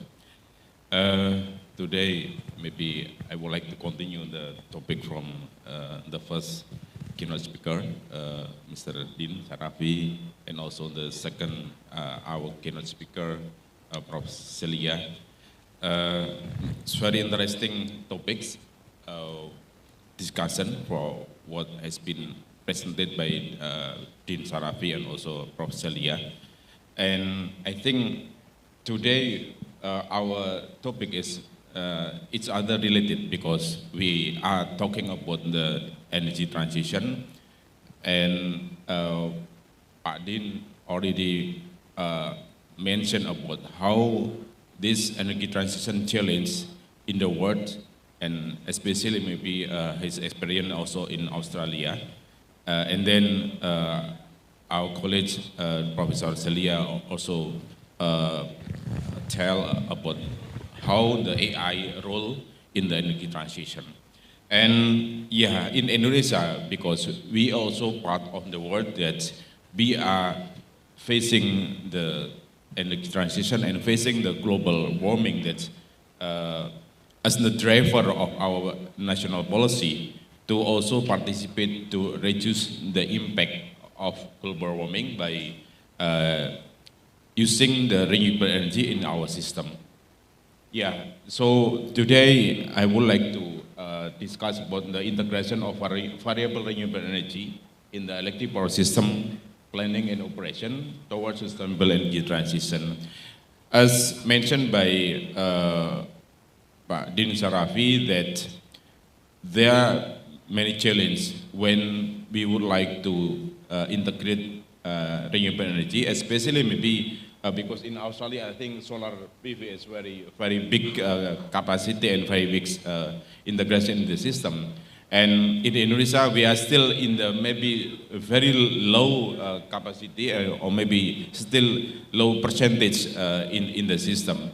And if we see from our national energy planning, and maybe now we still in the draft for 2024 until 2060, in our draft of RUKN, which we call National Energy Planning, there are also a big portion of VRE. And in this VRE in Indonesia, because our most potential is solar power. So in our national energy planning also, the portion of solar is very big.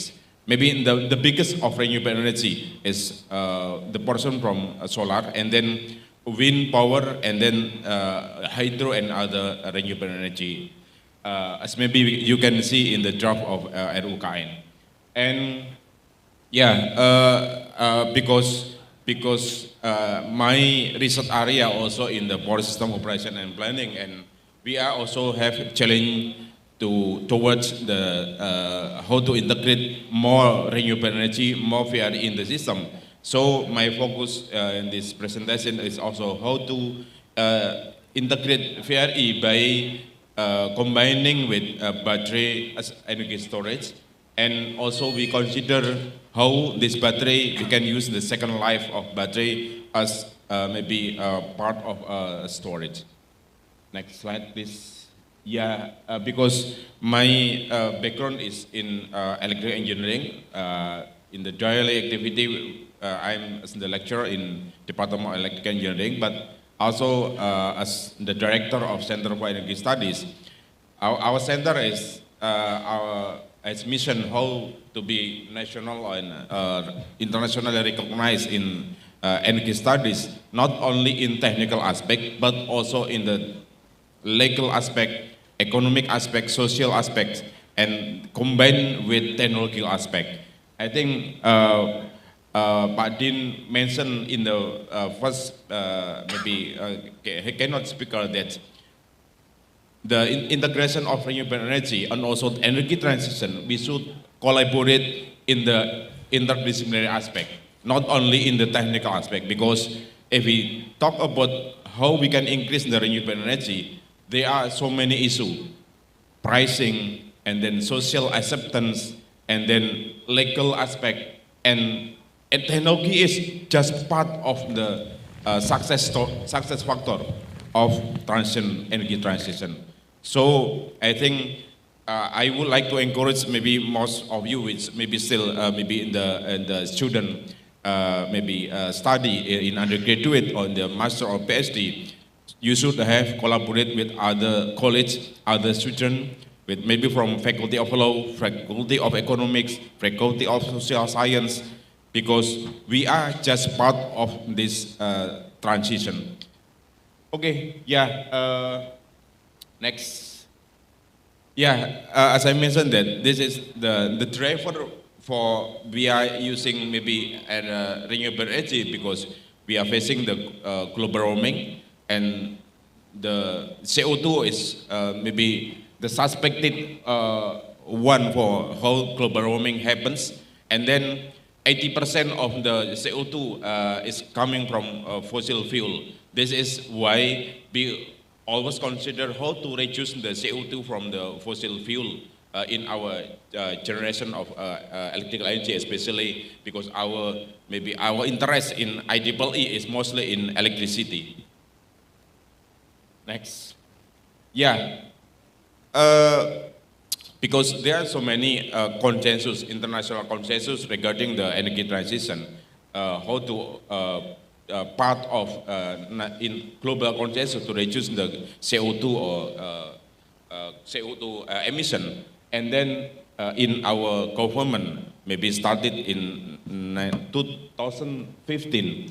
At the time, our government already has a target to penetrate maybe 23% of renewable energy by 2030, and then 31% in 2050.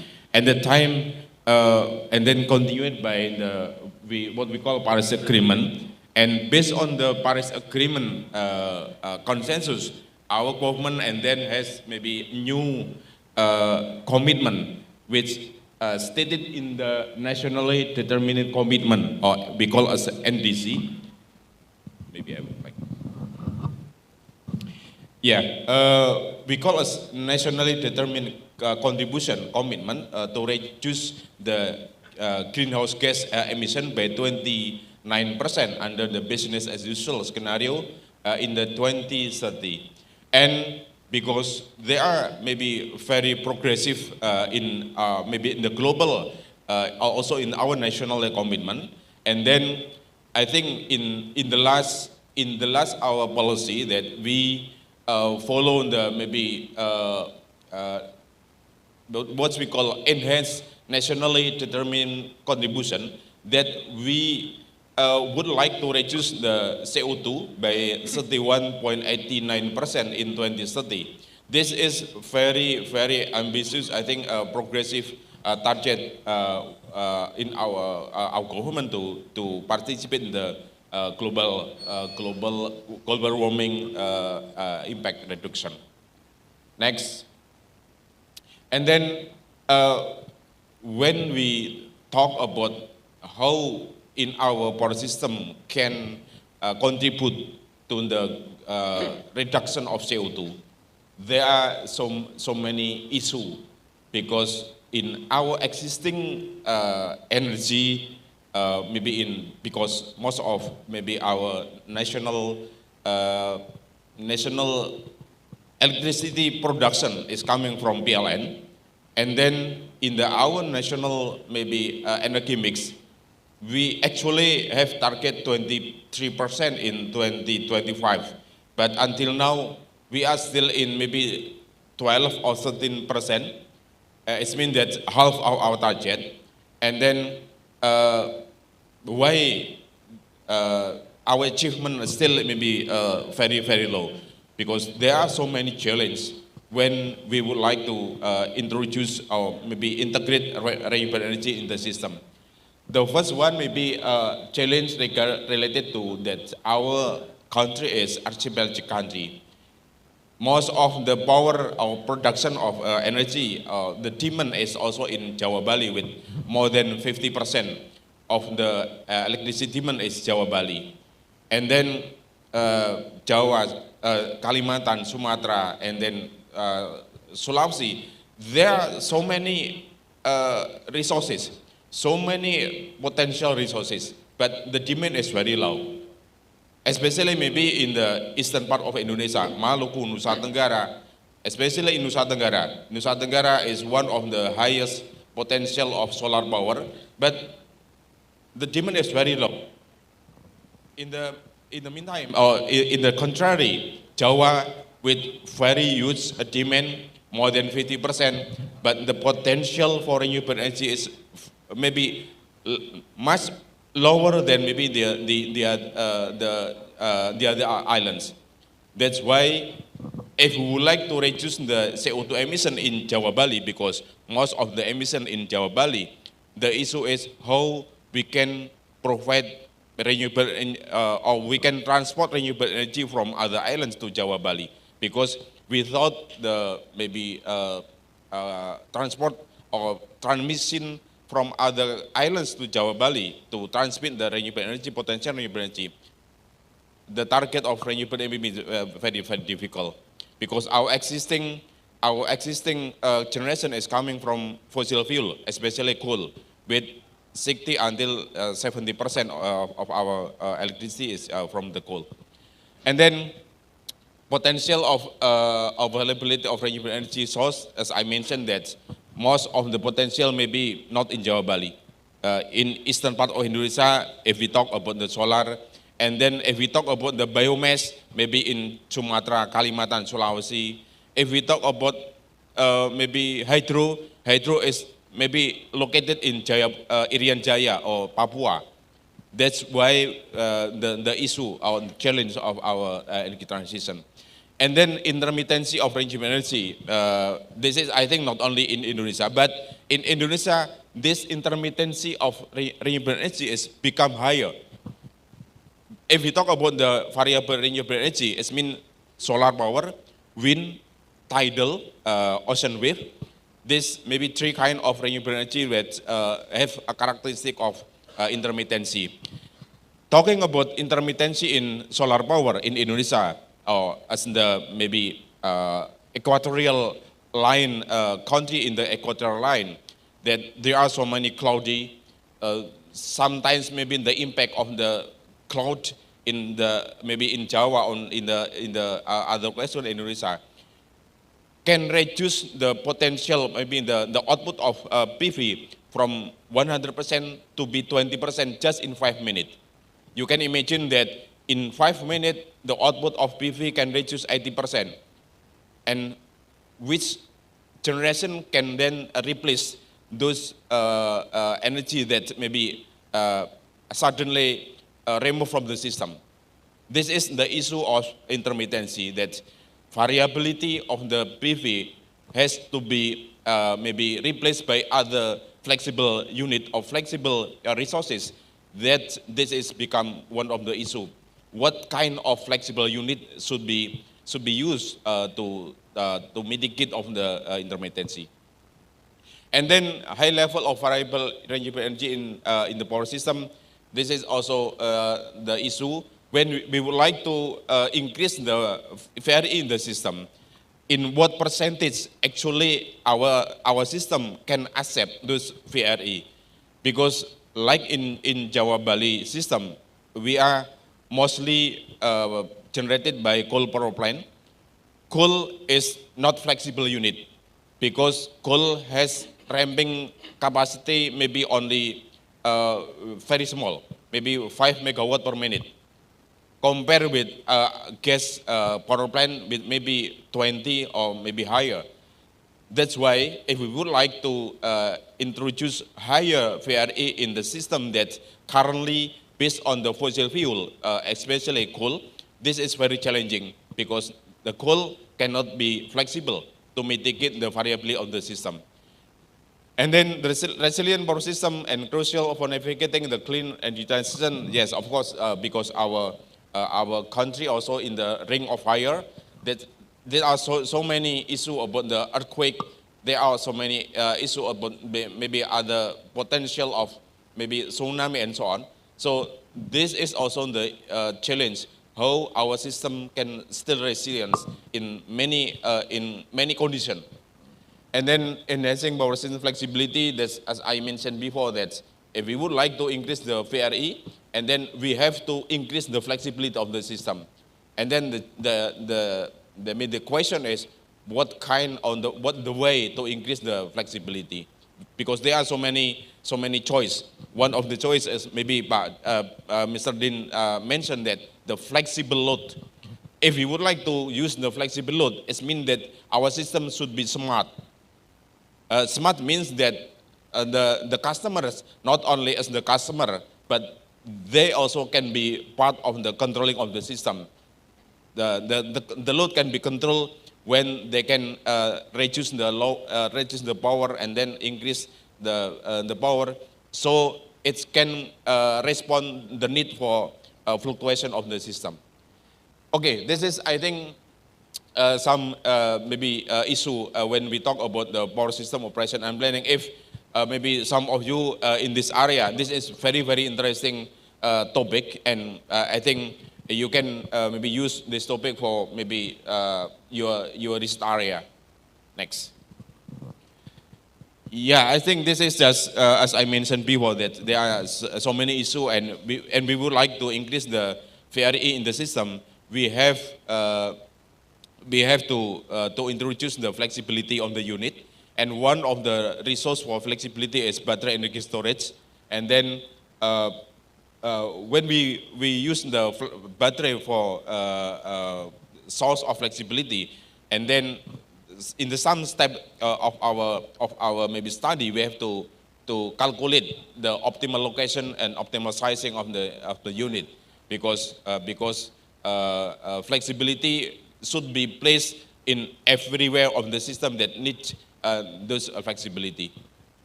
Next.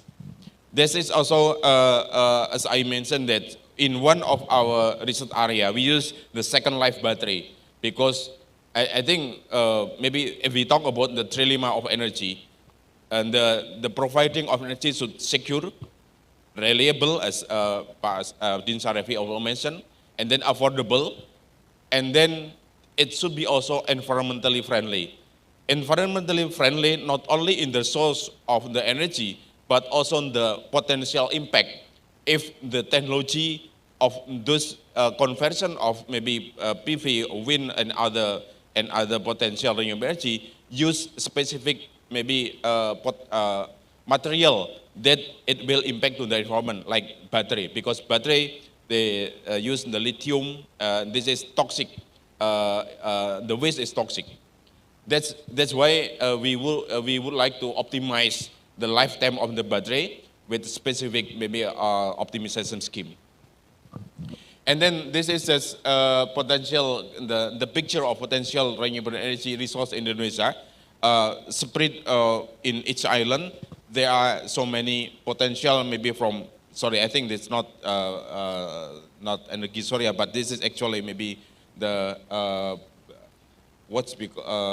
maybe biomass. Sorry, biomass, and then wind, and then the other water, hydro.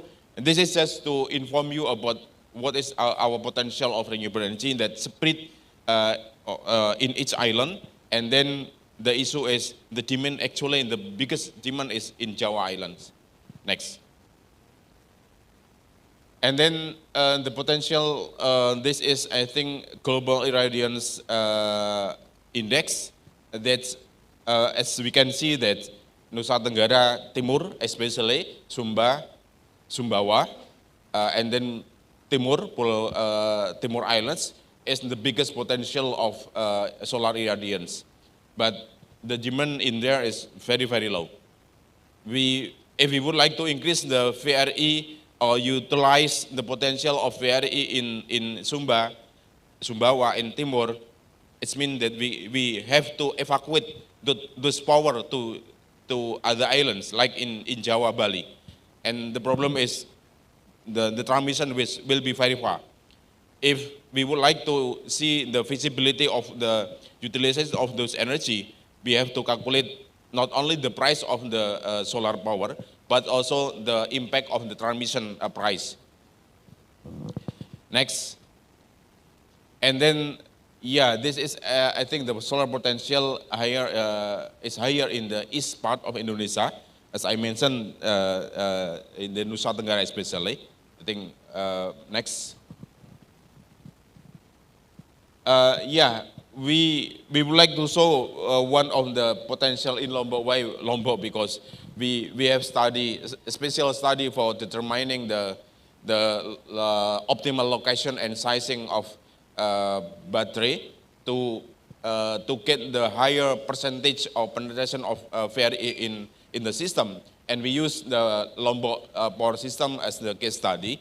That's why we specific show the map potential of solar in Lombok, and then based on this potential, we conduct the study in which location or in which bus that is suitable and most optimized to reduce to increase the VRE penetration, and in the same times the issue of the network, like maybe voltage, and then the capacity of transmission line is still under the control, and then the cost is also minimized. Next, please. Yeah, this is a strategy for enhancing the renewable energy mix. Yeah, as I mentioned maybe before in the first statement, that our existing renewable energy is still half of our target, 12 until 13%, with our target is 23%. And one of the issue why this target is still less than what we have expected is because our existing system is based on coal, with price from the coal is very low, because we have our price of coal is following the national regulation or government regulation that the price is capped to $70, but different with maybe international price. With the cap $70, it means that the cost for the production of coal is much lower than other of energy resources. And then if we compare to the renewable energy, especially maybe from PV, wind, and other potential of renewable energy, the production of the cost of the providing those energy is still high, especially if PV and wind combined with a battery. That's why if we would like to replace the coal with very low, with PV and wind with still higher price, the consequence is whether we are affordable to pay the increase of the price of energy. As you know that our price of electricity is still fixed since 2017, because at the time, actually our government has maybe regulation to with what we call as tariff adjustment, that actually our electricity price should be maybe up and down based on the indicator like maybe exchange dollars to the rupiah, and then the price of maybe coal, and the not price of coal because coal is fixed, the price of gas, the price of other maybe diesel for diesel generation, and then also maybe the fluctuation of the inflation. But starting from 2070, the tariff adjustment is halt, And as the impact, actually the price is much higher than what we pay now. Because now we just pay maybe for 1,000, maybe something 1,000 to 400. But actually the price is much higher than that. If we would like to increase the VRE and then the impact will increase the cost of production, it means that the difference between the maybe national average production and then what we are pay to the company is replaced of what we call as the compensated by our government. And as you know that now the compensation from our government to mitigate the difference between the real price and what we pay to the PLN is until maybe 74 trillion rupiah. Very big subsidy and very big compensation. Compensation plus subsidy maybe more than 100 trillion rupiah. This is the issue when we talk about the why we are still some issue to increase the renewable energy because some issue about the pricing. And then develop smart grid and then storage technology and other supporting technology. That's, as I mentioned before, that we can increase the VRE, but we need flexible unit. We need smart grid system. We need load that contribute to what we call the demand response. If we would like to use the demand response, it means that we have to put the smart meter in the system, and we have put the smart maybe appliance in our maybe air conditioning, in our maybe equipment, anything in our house. And then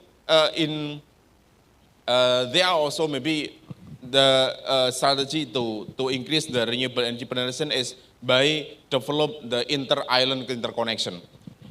In our national planning draft of RUKN, they are already maybe planning to integrate between Jawa, Sumatra, Jawa, Kalimantan. So the potential of renewable energy in Kalimantan and Sumatra can be evacuated to Jawa. This is the way to increase the energy mix, renewable energy mix in Jawa, Bali. Next. This is, I think, just what I mentioned before about the intermittency of the power system planning, and then needs flexibility. What is flexibility? Flexibility is the ability of the electric power system to manage electricity generation and load, considering various variabilities and uncertainty. This is, I think, Pak Dian Sharafi also mentioned that VRE has challenged about the variability and uncertainty, and Prof. Celia also mentioned about the how to use the AI to forecast of the renewable energy, to forecast of the load, so we can have accurate of the maybe potential and also the accurate of the prediction of the load.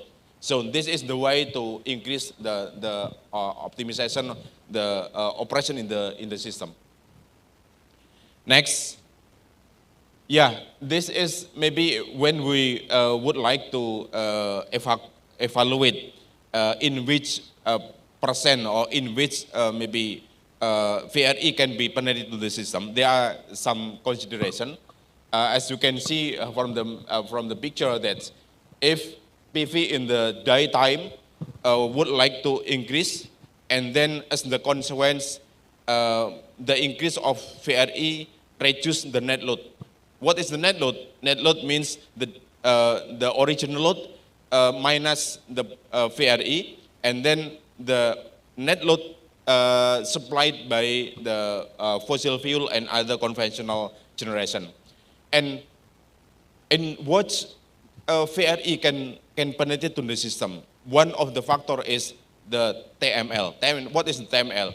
TML is technical minimum loading of the generation, because as we know that coal power plant, they have specific minimum output. They cannot be loading with lower than that because the issue of stability. So if we have maybe a certain coal power plant and then the total technical minimum loading is we can calculate. So the penetration of the VRE is at least cannot be lower than, cannot be higher than the impact is can lowering to the TML. This is, I think, some maybe illustration how the net load can happen to reduce the original load, and then in each time of the profile of the load, we can compare the need of ramping of the system and then the capability of ramping of the system. Ramping of the loads mean that the fluctuation from 1 hour to the next hour and then from the previous hour, which megawatt change, and then the capability of ramping of the generating unit is the total capability of all the generation can up and down at that time. So this is one of the consideration that flexibility should be provided by generating unit. Okay, next. Yeah, this is supporting technology for VRE integration that I mentioned before. Energy storage, not only battery. There are maybe pump hydro storage. About in Indonesia actually we have, okay, yeah, in 10 minutes, still 10 minutes, yeah. In Indonesia actually we have a big potential of pump hydro storage, especially maybe in Jawa Bali. In one of the study conducted by our colleagues from Australia, from Australian National University, they already mapping the potential of pump hydro storage. And if this potential can be used, can be developed to be maybe a pump hydro storage system, it can be very helpful to increase the VRE, especially in Jawa Bali. And then battery energy storage, the issue, as I mentioned before, that battery has waste because after the lifetime, maybe 5 years or now maybe 10 years of the lifetime, the battery should be recycled, and in there are waste that maybe cannot be released to the environment directly. This is the issue of the environment. And then the other storage also we call a flywheel energy storage. If battery can store and release in the maybe hours, maybe many, maybe 20 hours or more than 10 hours, and then for flywheel energy storage is storage but only in very short time. Maybe only in the seconds period. Flywheel has maybe a specific role in the system to maintain the quality, power system quality. And then capacitor storage, yeah, which is one of the options for our system. Next. Yeah, this is the battery energy storage system for enhancing power system flexibility. There are so many researchers previously that already conducted this research, and our group with my PhD student also has a publication regarding to how to optimize the best in the system by considering the second life, using the second life battery. This is very interesting area. Next. This is the maybe just the information how battery energy storage system can contribute to increase the VRE penetration.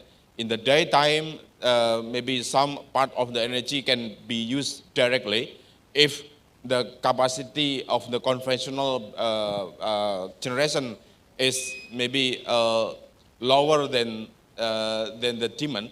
But if the capacity of the system is maybe still enough to provide the demand in the daytime, so all of the energy can be stored in the battery, and then in the night the energy is released to maximize the energy penetration. Yeah, okay, next, because the time, this is impact of battery degradation in power system. Yes, was one of the area is in using the battery is we have to predict the behavior of the battery lifetime.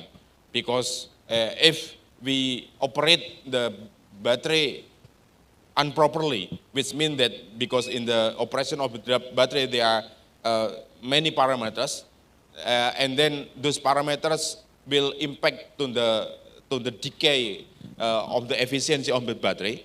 So we have to consider what is the model mathematic of the decaying efficiency of the battery. This is our research based on the experimental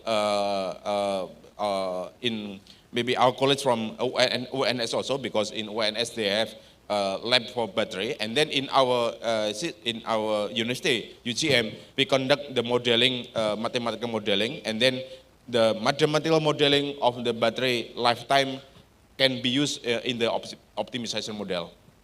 Next. This is the step, the process optimization. I think we can skip. Next.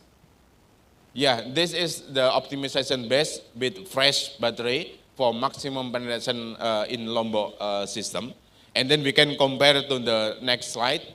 If we use the second life battery to be battery energy storage in the Lombok system, so we can compare what is the difference between those two technology or two kind of battery.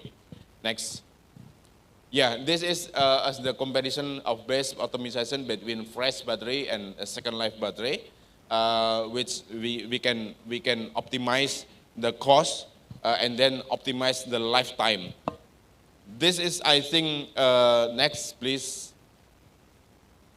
Yes, this is my conclusion that the study effectively optimized the sizing and placement of base to enhance the integration of and penetration of VRI in the Lombok system. And then by implementing the base, study achieved significant reduction in the daily energy cost up to 37%, and then, and increase the VRI penetration significantly in various scenarios. 67% in weekday, 44% in weekends, and then 24% in the lowest day. VRI penetration considering demand response also increased by 83%, 51%, and 39% during weekday, weekend, and the lowest day of the scenario. And then the last, the integration of base not only reduce the cost and address curtailment issue, but also improve the operational flexibility of the grid ramping unit, demonstrating the system enhanced ability to handle higher level of VRI. This is, I think, our presentation. Thank you very much for your attention. Assalamualaikum warahmatullahi wabarakatuh. Waalaikumsalam warahmatullahi wabarakatuh. Thank you very much, Prof. Celia, for the great presentation. This is another insight for energy transition, I think. Well, ladies and gentlemen, the greatest audience, we still have one more presentation for our keynote speaker. This is the domestic one, but last but not least, let us observe for another 40 minutes. Oh, by the way, when you still have questions, please save the questions for Professor Celia, for Director Dian, and for Dr. Mulyono later. Okay, we will have the QA sessions after the last presentation. Okay, Mr. Mulyono, Dr. Mulyono, Dr. Max, please, the time is yours for another 40 minutes. Yeah, thank you. Check this.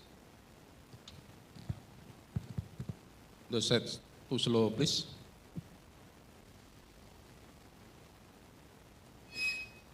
Assalamualaikum warahmatullahi wabarakatuh. The Honorable Mr. Vice Rector, keynote speakers, and distinguished participants, good mornings. Today I'm going to take a look at the recent developments of artificial intelligence in health sector. That's why my presentation today is entitled Breaking Boundaries in Diagnosis, Non-Invasive Anemia Detection empowered by artificial intelligence. Next. Ladies and gentlemen, in my presentation, I will focus on two major issues. These issues are actually inspired by my rector. He once said that we cannot stop, although we have successfully created research paper, we have to make real product. We have to make real products. That's why, in the first part of my presentation, I would like to share my knowledge about the use of artificial intelligence in the diagnosis of anemia. These parts become the underlying knowledge or theoretical foundation before I step into medical tool production. Next slide. As the underlying knowledge, it is important to have our work verified and checked by others. For that matter, I have published my work in Kampus journal, namely IEEE Access, under the publication entitled Breaking Boundaries in Diagnosis Non-Invasive Anemia Detection Empowered by Artificial Intelligence. The article, published on January 15, 2024, was funded and supported by the Ministry of Education, Culture, Research and Technology under Applied Research Grant or HIPAA Research Harapan 2023. Next. The background of study are as follows. Global prevalence and challenge, epidemiological data reveals the anemia affect over a third of the world's population, making it the most prevalent blood disorder.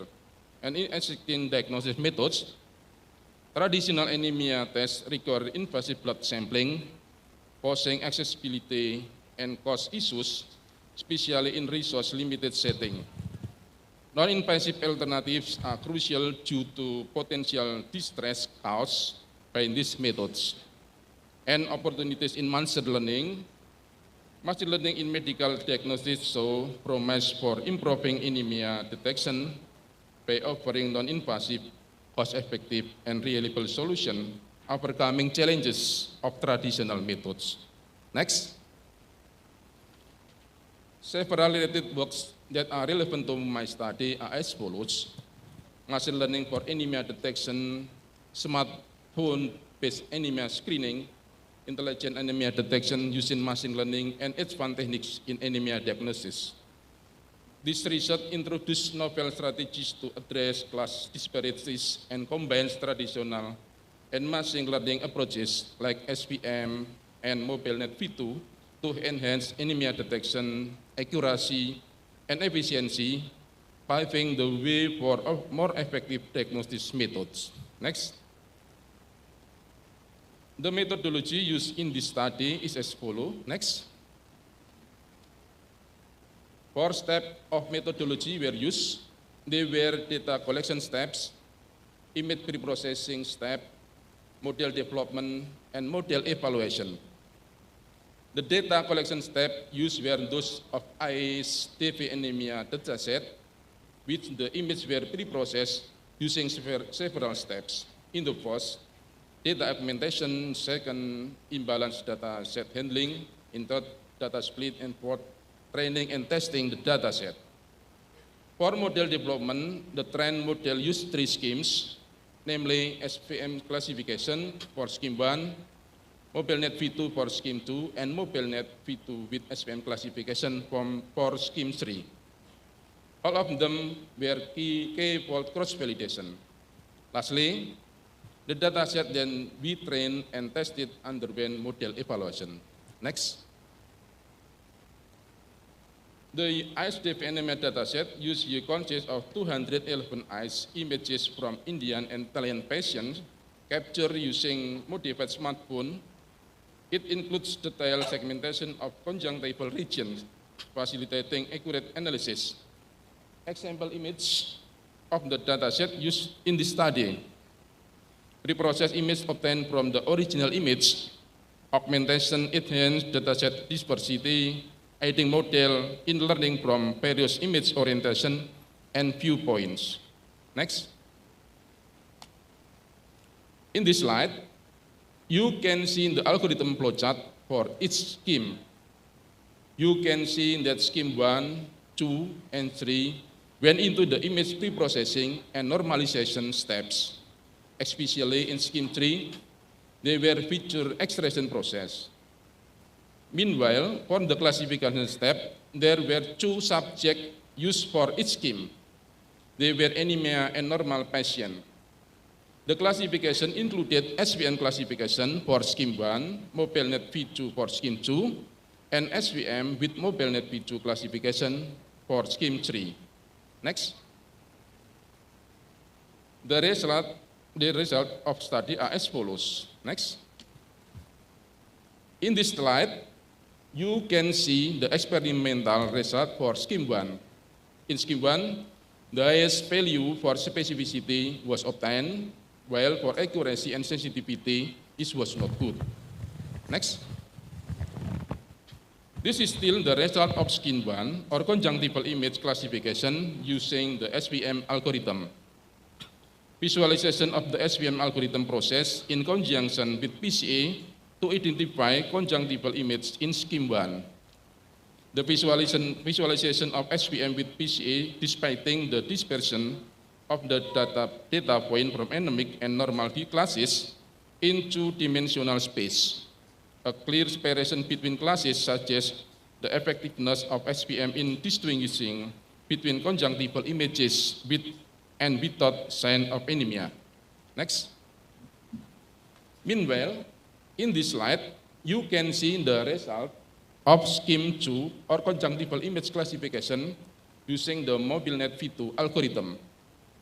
In this scheme, there is a slight decrease in performance, especially in terms of specificity.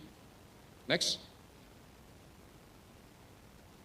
Lastly, this is the result of scheme 3 or conjunctival image classification using the SVM with MobileNet V2 algorithm.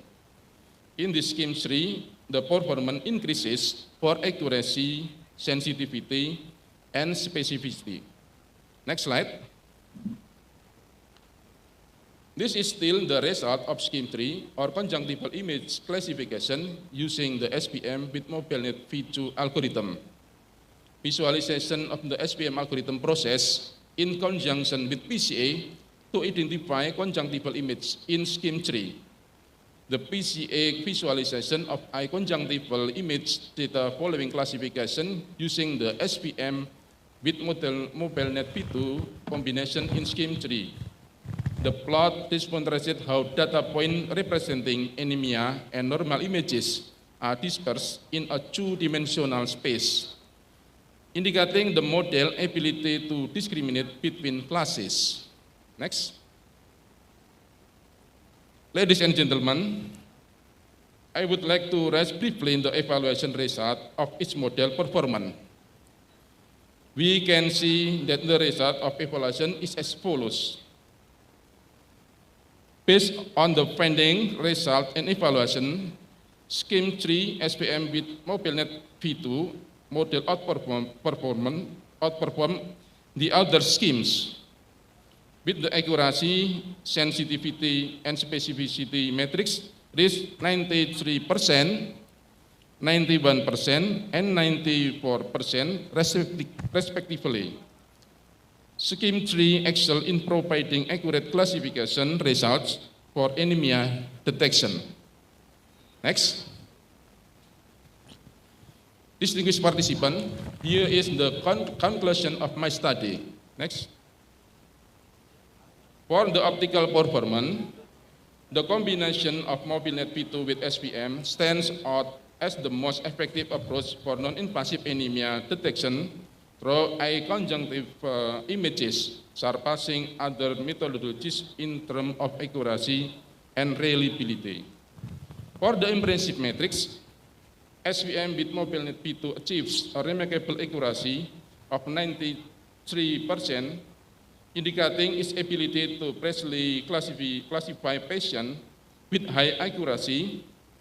Additionally, its sensitivity of 91% and specificity of 94% highlight its capability to accurately identify anemic and healthy patients respectively. For the clinical significance, The finding had promising implications for clinical practice, offering a convenient, non-invasive method for anemia detection. SPM plus MobileNet V2 strong performance suggests in potential to facilitate early diagnosis and intervention, ultimately improving patient outcomes and healthcare delivery. Next. After publishing the works, what is next? If we are into health sector, what is more rewarding than helping those in need? That's why research papers are not enough. We need to build health tools or health equipment.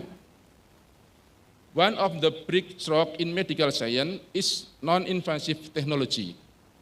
Next.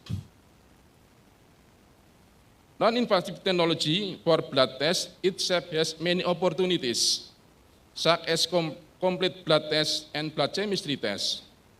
In complete blood tests, there is an opportunity to measure hemoglobin, hematocyte, thrombocyte, erythrocyte, and leukocyte. Hemoglobin, hematocyte, and erythrocyte measurements are usually carried out by patients with anemia. Apart from that, hematocyte and thrombocyte are also carried out by dengue fever patients. Several other diseases that require of complete blood tests are copied by checking erythrocyte blood and HIV, hepatitis, and leukemia for leukocyte. Apart from that, the blood chemistry test also requires fresh blood for the examination. Blood calcium test to find out malnutrition, phosphorus, electrolyte, ban, and LFT test to find out kidney problems. Glucose to find out diabetes mellitus, and protein test to find out uric acid. Next. Next is who is the market. Okay. Let us explain first who the potential users of non-invasive blood measuring tools are. For users, customer group include doctors, nurses working in operating room, clinic, or laboratories. Also includes patients with chronic diseases, outpatient, geriatrics, patients with limited mobility, cholesterol sufferers, and other blood diseases. People in remote and rural areas, technology users, and patients with family history of disease are also included in this group. For stakeholders, interested parties consist of the product development team, medical team, nurse, and laboratory assistant. Also includes medical student and an educational institution, as well as health organization and BPJS health. In addition, patient group who have various chronic health conditions and limited mobility are also includes stakeholders. For market segmentation, targeted market include general practitioners in primary healthcare facilities, medical student and educational institution, as well as patients with various chronic health conditions and mobility limitation. Health facilities in remote areas are high-level health and service organization and also part of the target market segmentation.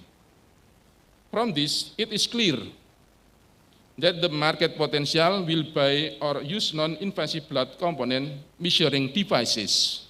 Next. Non-invasive blood test products targeting market segment including patients with chronic health condition such as diabetes, heart disease, and hematological disorders. Hospitals, clinics, and medical professionals are also important segments that use this tool for patient monitoring. This market meets the need for accurate, easy to use, and non-invasive health monitoring, providing high-quality data for better decision-making. The healthcare market continues to develop with the adoption of innovative technologies such as mini spectrophotometry and IoT, providing more sophisticated and connected solutions. Improvement in telehealth services open new opportunities, allowing integration with telehealth platform for remote interaction between patients and medical professionals.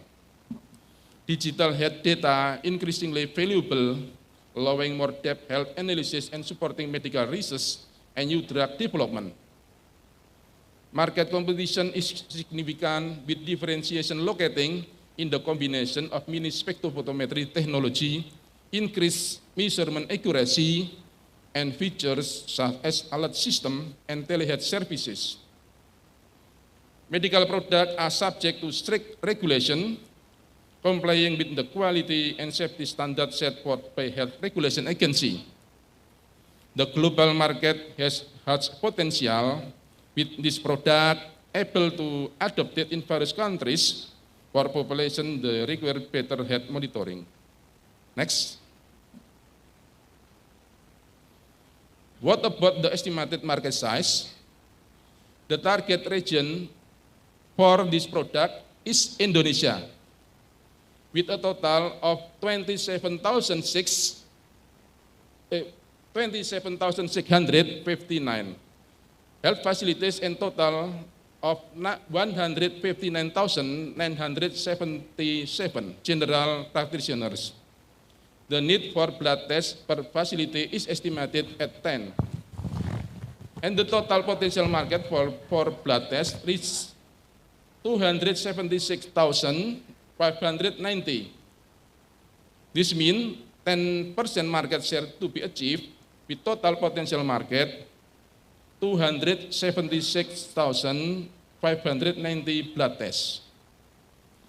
Using data-driven approach, we can predict such trend. For example, in macro trend in health, the macro trend in health include major changes in disease patterns, such as increases in chronic and degenerative diseases, as well as increased awareness of preventive health and healthy lifestyle.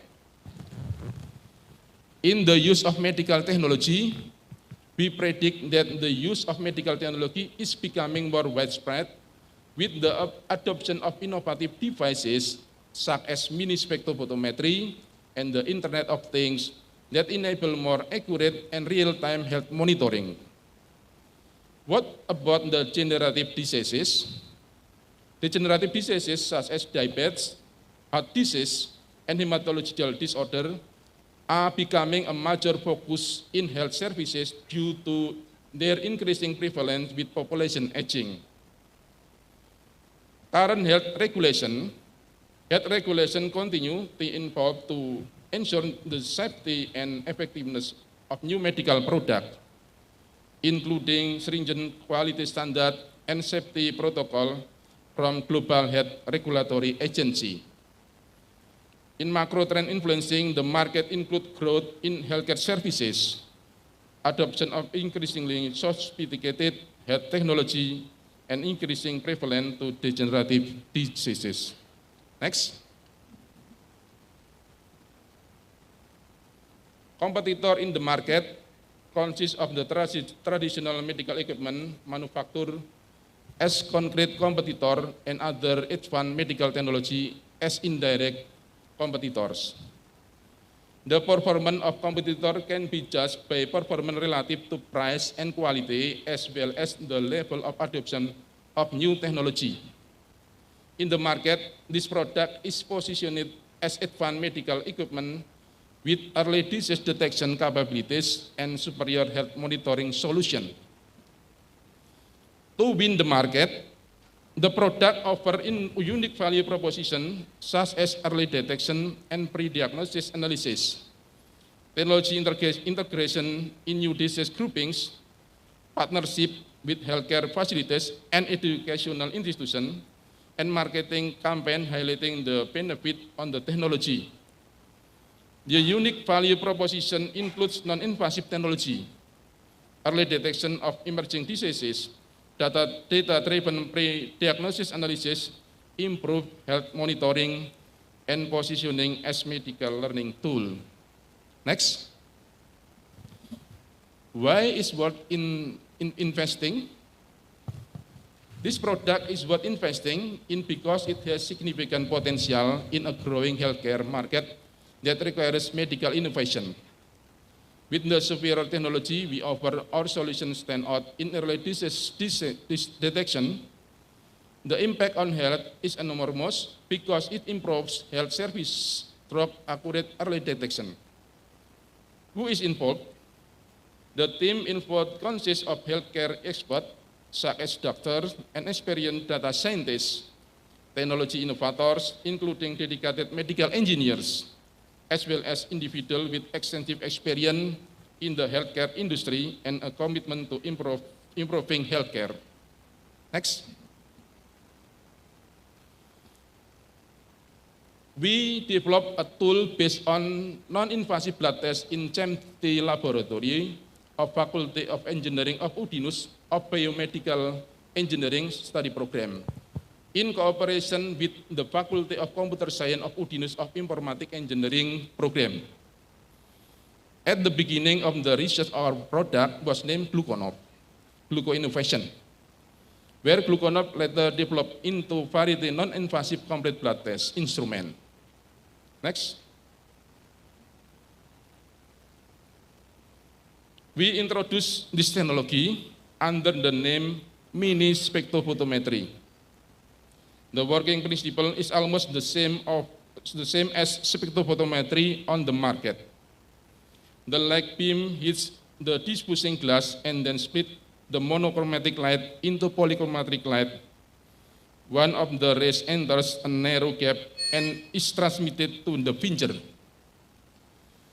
On the finger, there is a transmission process where the transmitted light will represent the amount of the blood component being measured. The multimodal detector array will carry out the identification process of the sample. All control and prediction process are carried out on the microcontroller. Next. Our product is small, fast data processing and analysis, connected to Android, low power consumption, uses one-touch alert and auto shutdown technology. This tool consists of power button, finger clip, electronic transmitter, adapter, electronic receiver, and display.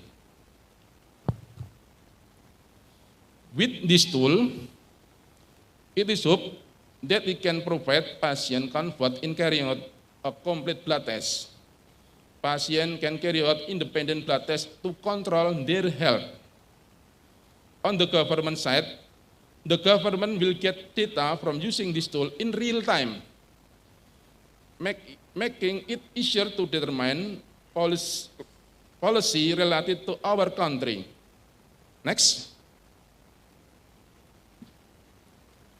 Distinguished participants, as you can see on the screen, this is the product that we developed. I hope this small discovery can contribute to a broader society. As what Neil Armstrong says, that's one small step for man, one giant leap for mankind. Next. This concludes my presentation. Thank you very much for listening. Wassalamualaikum warahmatullahi wabarakatuh.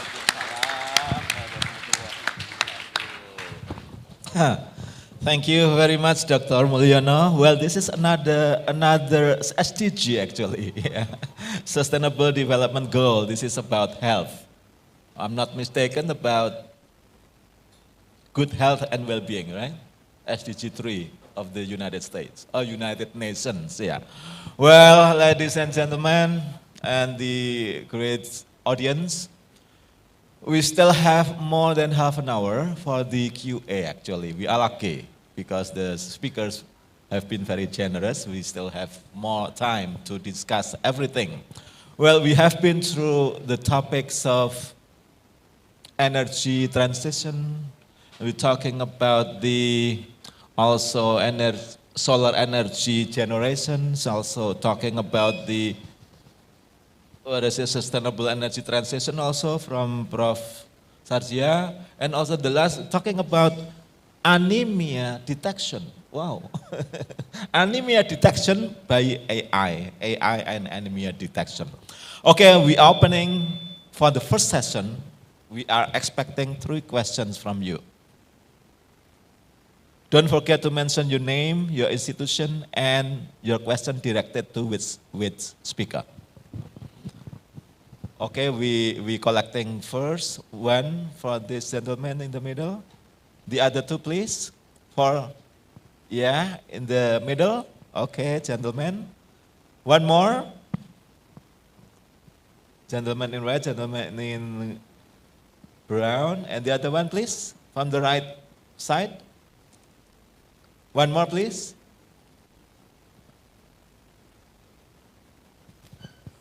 Okay, only 2. Okay, for the first session. Okay, please, the first participant, would you please mention your name, institution, and to which keynote speaker you are addressing. Thank you very much, please. Thank you. I want to address my question to Professor Sadia.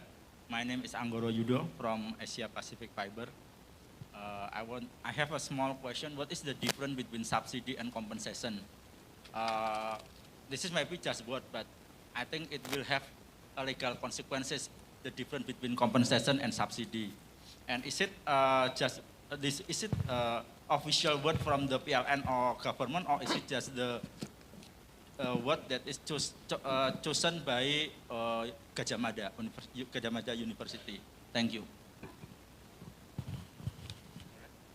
Okay, I think it's better directed answer the question, so to avoid that we forget. Yeah.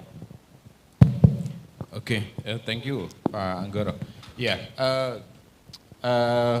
just the difference, maybe most of us may be not familiar with the term subsidy and compensation, subsidi and kompensasi, bahasa Indonesia. Maybe I would like to again explain about what is actually in our current situation in maybe electricity.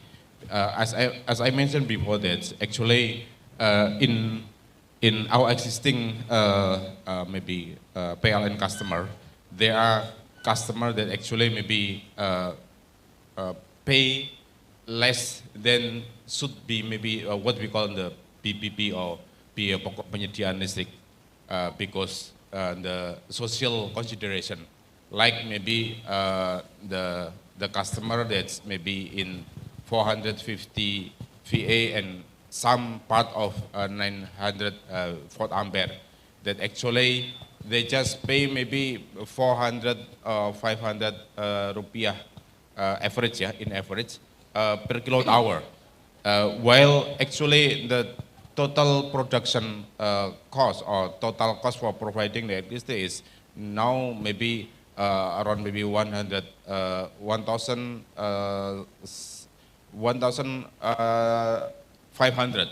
and this is if based on the tariff in 2017. So actually, the customer who maybe have the poor customer that, and then they pay the subsidy price, the cost on the price that subsidized by our government is around maybe 1,000 rupiah per kilowatt. This is maybe just the rod, but the fix is we can see maybe the tariff. This price is, as I mentioned before, this is defined by our government. That in the tariff setting already regulated, and then our customer this 450 and 900 VA is only pay much lower than the cost of the production or the cost of providing the electricity. This the total maybe the total customer that's maybe in that area is maybe 20 million, 20 maybe sorry, 20 million customer maybe in this area. And then the total, maybe the total cost for subsidy from this area is around maybe 50 trillion rupiah. And then the other term is kompensasi. The kompensasi is also actually regulated and then formally stated by our government that the customer that actually should pay based on the real production or the real cost for producing electricity. This is non-subsidy customer. Of us, maybe all of us that maybe our connecting to the electricity with 1,300 VA and the higher, and of course maybe the industry business customer and then maybe government customer, they should be paid based on the real price. The real price is maybe the price that reflect the cost for providing electricity by PLN, considering the maybe tariff adjustment. As I mentioned, that the tariff adjustment means that because our tariff is set in 2017, and at that time the price is 1,477 or something like that. This is based on actually providing the electricity, but after that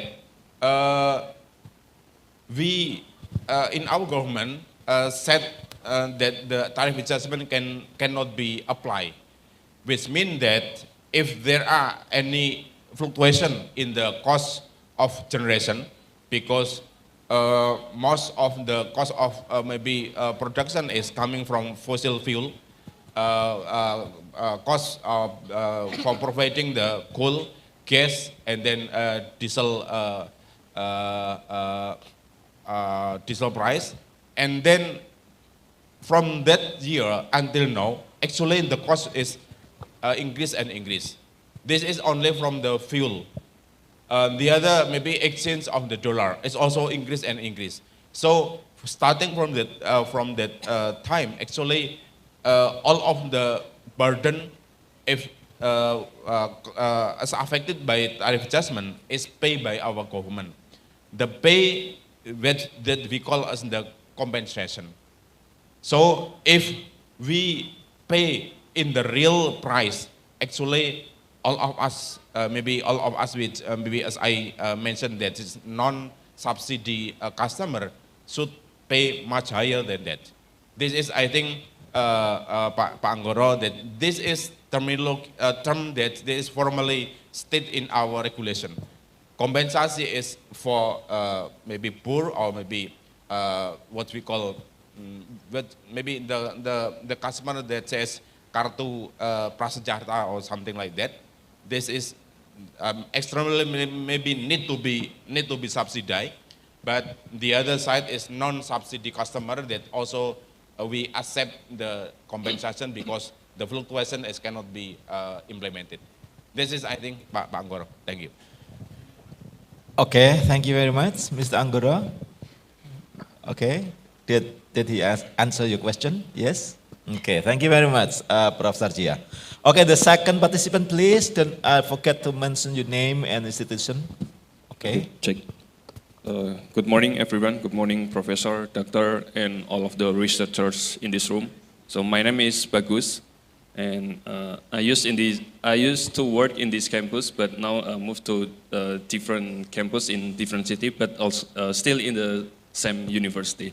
So my background is actually a AI for game technology, but I'm quite interested in your energy for sustainable energy, because many of my friends also work in the battery field. So I have actually a casual question. For example, if I recall it correctly, a week ago, I watched some video from YouTube that all of the solar panel technology only convert the PES at 15 to 20% conversion to the real power. Is that true? And then if so, how do you ensure the society, the government that changing the energy power sources will be beneficial in the future? And yeah, I think that's it. Thank you. Okay, Mr. Bagus, which speaker you addressing? Oh, yeah, I'm sorry. To Professor Sarjia. Thank you. Thank you. Prof. Sarjia again. Thank you. I think I will be answer the question, but also Mr. Din Sarafi also, because Australia has maybe very many experience in implementing the solar PV, and also very well understand about the efficiency in the maybe Australia system. Yes, if we talk about the efficiency for conversion of solar to maybe electricity, this I think is around as you mentioned maybe 15 and 20% based on maybe the specific technology, because in our current technology, they are monocrystalline, and then maybe peroxide is the latest technology. But please, maybe if Mr. Din maybe can inform in detail about what maybe now in current technology for converting solar to electricity. This, I think the amount of efficiency is around that. That's why actually if we can have a new technology that convert with higher efficiency, this is very challenging, and it will be can reduce the cost of price from the PV, but not only maybe from the technology for maybe monocrystalline, polycrystalline, or perovskite, but also the other factor that's impact to the cost is also maybe cost for inverter, because part of the maybe main process for generation from the irradiation to the PV and then convert to the electricity is inverter. This is, I think, the technology also can be part of the contributing to the cost. This is, I think, maybe to answer the question. But Mr. Din, if you have any. Okay, thank you very much. Okay, Director Dian, would you like to help? Yeah, more insight? Regarding the efficiency of solar PV, I can share my experience in Australia, because Australia is really good with solar and wind resources. So the efficiency of solar PV in Australia is very high. But generally, when you look at PV as a technology, it has very low energy density compared to the footprint that it really requires. So one study that was done in Australia about how we can use solar and wind technology to power up Australia has found that we need massive land to be able to supply that sort of energy. So generally, while the efficiency is high, but the footprint is also very big. So I think in Indonesia, maybe because of the cloud and the weather conditions and where it is in the earth, maybe the efficiency is lower.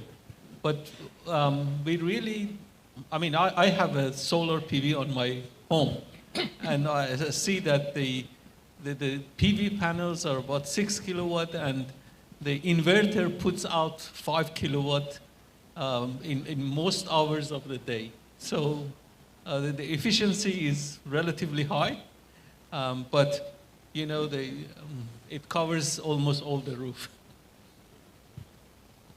Thank you very much for the supplementary explanation about this one.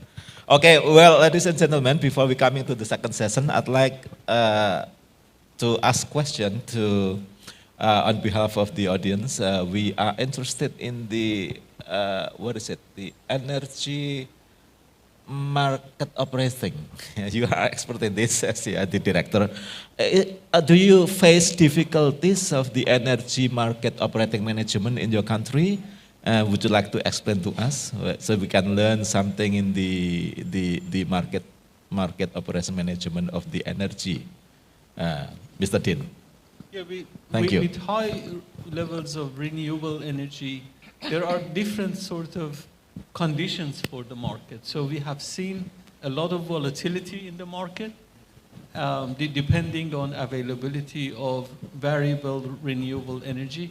And we have also seen market reaching their limits. For example, you know, in some cases, during some months, when the energy is really in high production, we see the market reaching the lowest energy price. So currently in Australia is minus $1,000. And before that, we had never seen market reaching that low. But increasingly every year we see market reaching very, very low prices. And we have also seen the maximum highest price in electricity. I see. When this renewable energy doesn't produce a lot of energy. I see.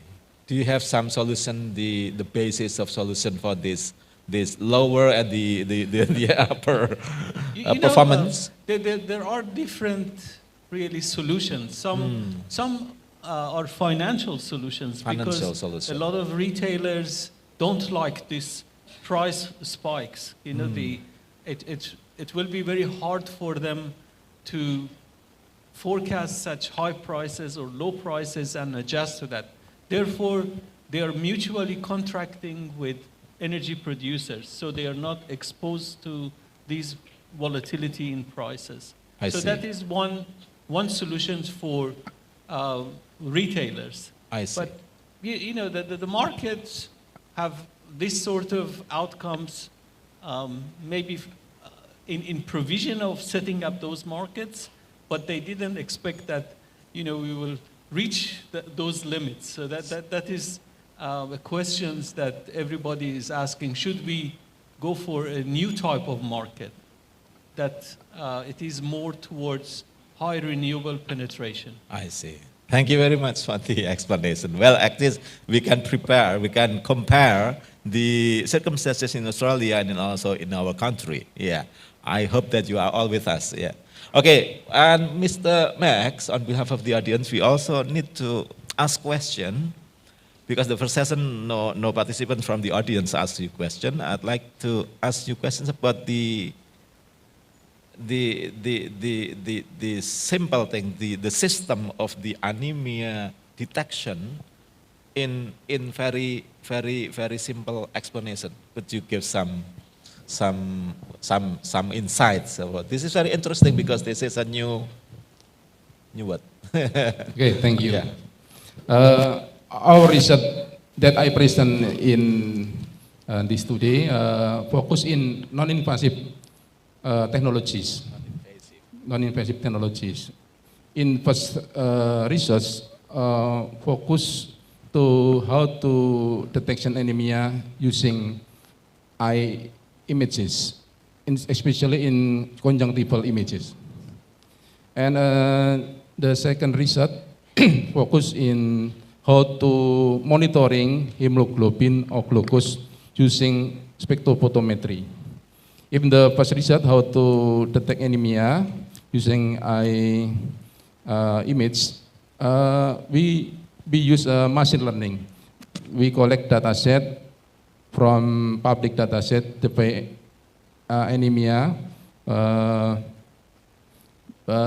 using public data set, 211 eye image from Italian and Indian patient.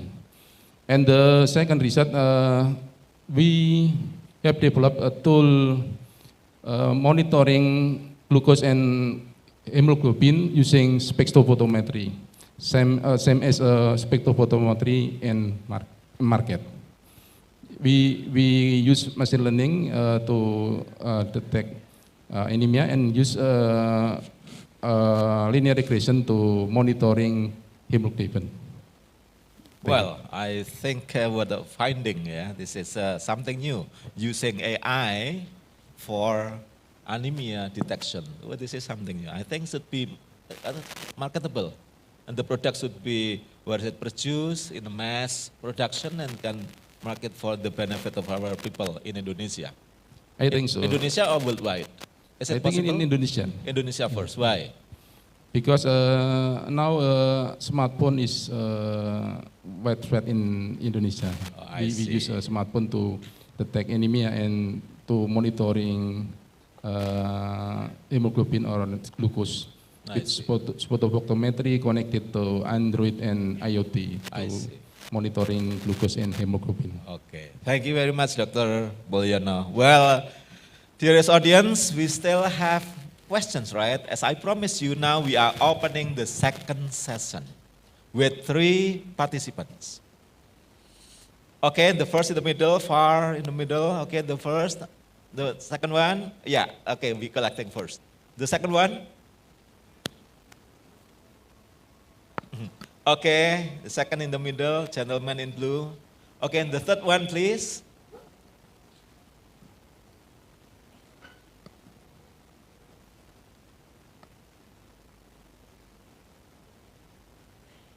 Burati. Not Punarjana again. Burati. Punarjana. Come on, Punarjana. Smile. Okay, we have the third one, Punarjana. Okay, and the first participant, please, would you stand up, mention your name and institution. Okay, thank you very much, Prof. Joe and the others. My name is Dian. I am from Universitas Dian Nuswantoro. It was amazing presentation about the health system, and my research talks about the health system also. The question is, how did you choose the SVM instead of a neural network for the final layer? And then furthermore, how do you plan to commercialize your system prototype? Thank you. Thank you. To me or to the... To Dr. Mulyono. Oh, Dr. Mulyono. Okay. Okay, direct responding, please.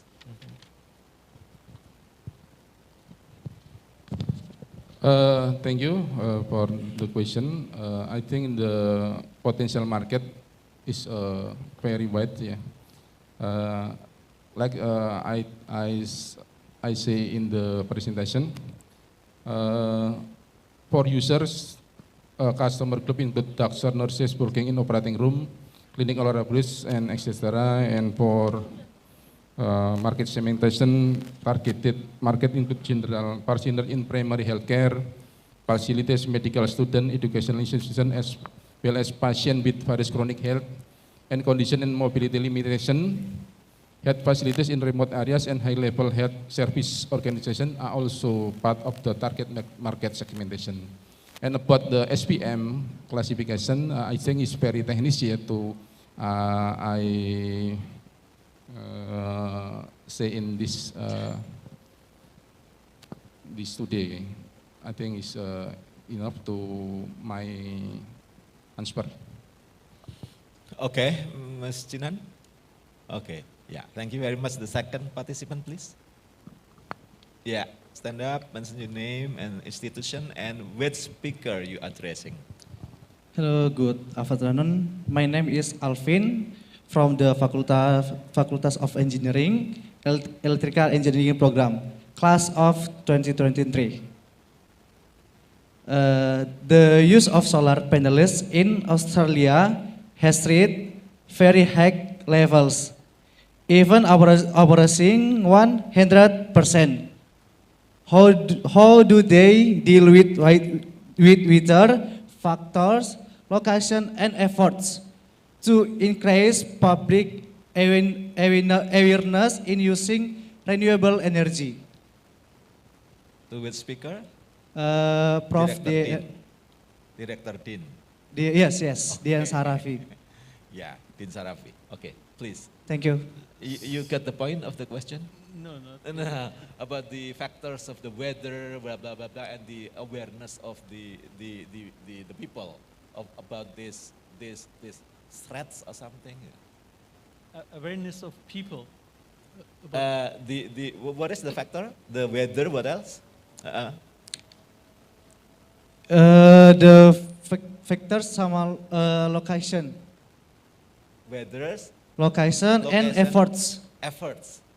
The interaction between three factors, the weather, the location, and the efforts you have done to increase the awareness of the local people. Yeah, that's a really good question.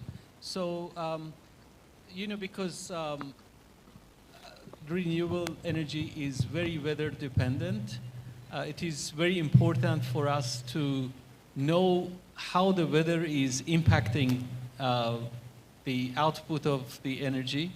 So we have been working with Bureau of Meteorology to forecast the impact of weather on the energy production. And forecasting is one of the main enabler in this area. So the better you can forecast, the more you know about the energy. And it's really important because the way power system operates, you need to have reserves to be able to manage the changes in demand and supply. And the more you know, you can better manage those reserves. So location is a key because rooftop solar is the biggest generators in a lot of systems in Australia. And the system that I am operating, the rooftop solar is actually almost 10 times bigger than the biggest generator.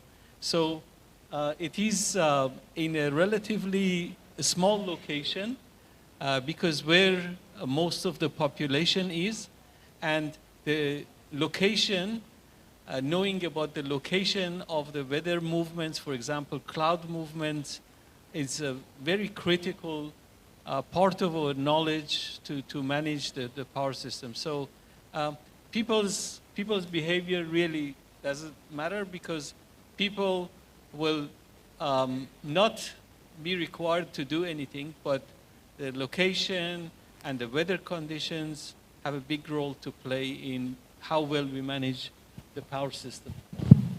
Yeah, but maybe you have tried some efforts to increase the awareness of the people about this change, the condition. Yes, yeah, absolutely.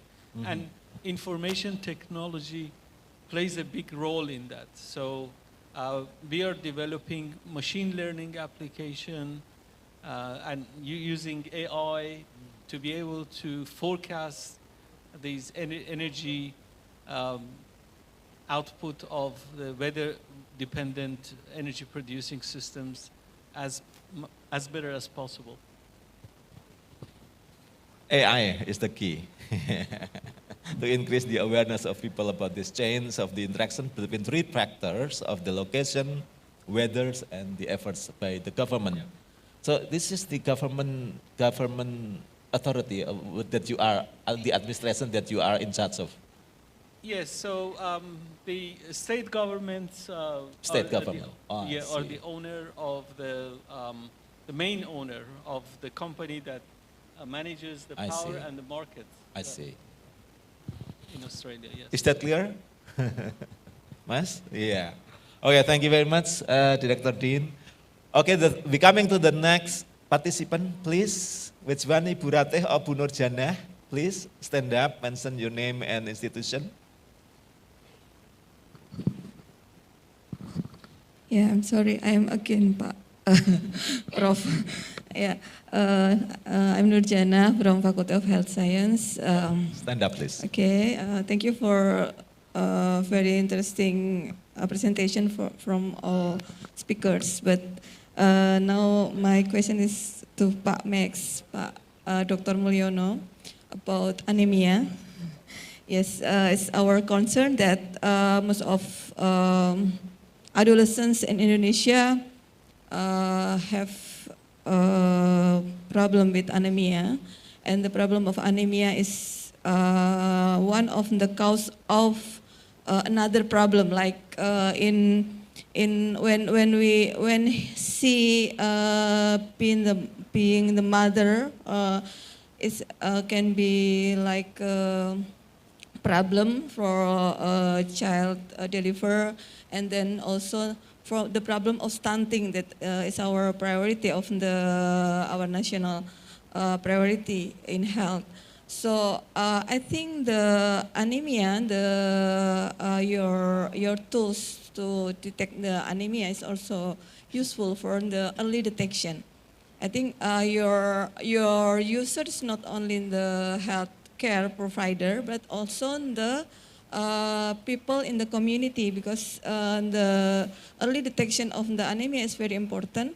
So maybe you can add more exploration in the how the data from the community, like adolescents in the high school, because our government also have programs for giving them the supplement for preventing the anemia. So your tools maybe can very important, very useful for making the pre and post test for the program of the preventing of the anemia. And also for the tools for diabetes, the glucose test, I think it's not only for the health provider, but also for people in the community that use actually daily tests for glucose, because for diabetic people and for people like pre-diabetic, they need the tools that non-invasive tools. So it maybe your next research with your team can include the community for making the big data for improving the tools. Thank you very much. Thank you very much. So I believe it is a suggestion, not a question, right? Yes. Okay, Pak Max, you want to comment something? Okay, thank you for suggestion. Thank you. Well, thank you very much, ladies and gentlemen. The second session is over. Now we're coming to the third session, but only one question because time is limited. All right? Okay, would you please? I think one question, please. One final question. But later, if you have still time, we can have more questions. But for this time, one question, please, for the second session 3. Well, no more questions? Well, thank you very much. I think we've been through good discussions today. Before we closing this seminar, the plenary session, I'd like to ask you, to invite you to give a big applause to the 3 keynote speakers. Please, applause.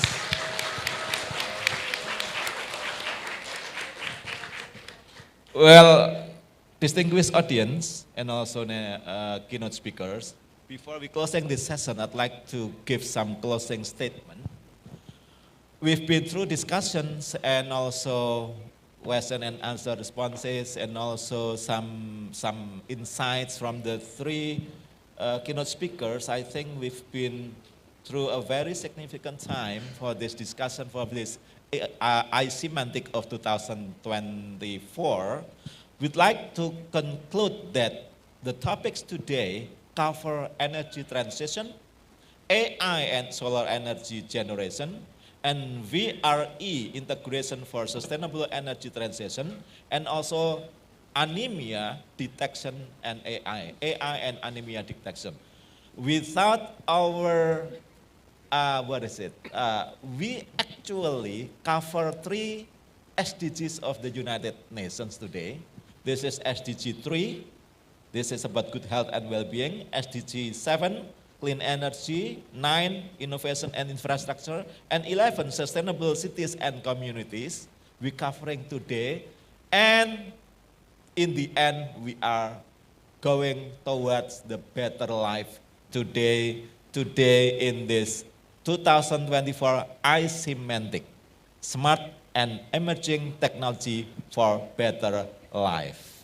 This is for the closing statement today. Again, thank you very much for everybody coming here. Thank you very much for the support from IEEE. Thank you very much for the keynote speakers.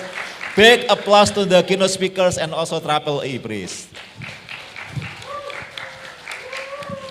Thank you very much. Finally, from me, words, I am Joy Manto as the moderator today. I'm so sorry if there are wrongdoings from me. What I have said here in this message is not very suitable for you. It's easier to say hello than to say goodbye. Yeah. It's easier to say hello than to say goodbye, but we hope to see you somewhere, someday, somehow, again, next year in iSemantic 2025. Wassalamualaikum warahmatullahi wabarakatuh. Have a nice day. Thank you very much, Prof. Jomanto. Thank you. Okay, all the speakers, would you please stand in front of the stage? Because we will have the token of appreciation that will be given from Prof. Susilo. Okay, so all the speakers, would you please stand up in front of the stage? We have the token of appreciation to the speakers. Such an exciting 2 session of webinar, and Prof. Joy is very excited. Yes, please give the token of appreciation first.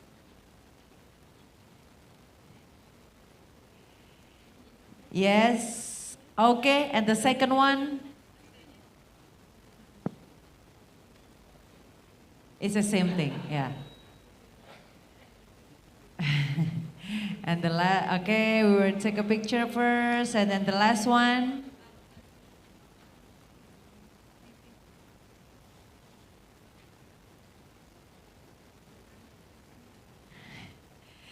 And now we were gonna take a picture together, Prof. Sus, maybe you can stand in the middle. Okay, I will do the countdown. 3, 2, 1. Once again, 3, 2, 1. Okay, wait a minute. There's one more camera.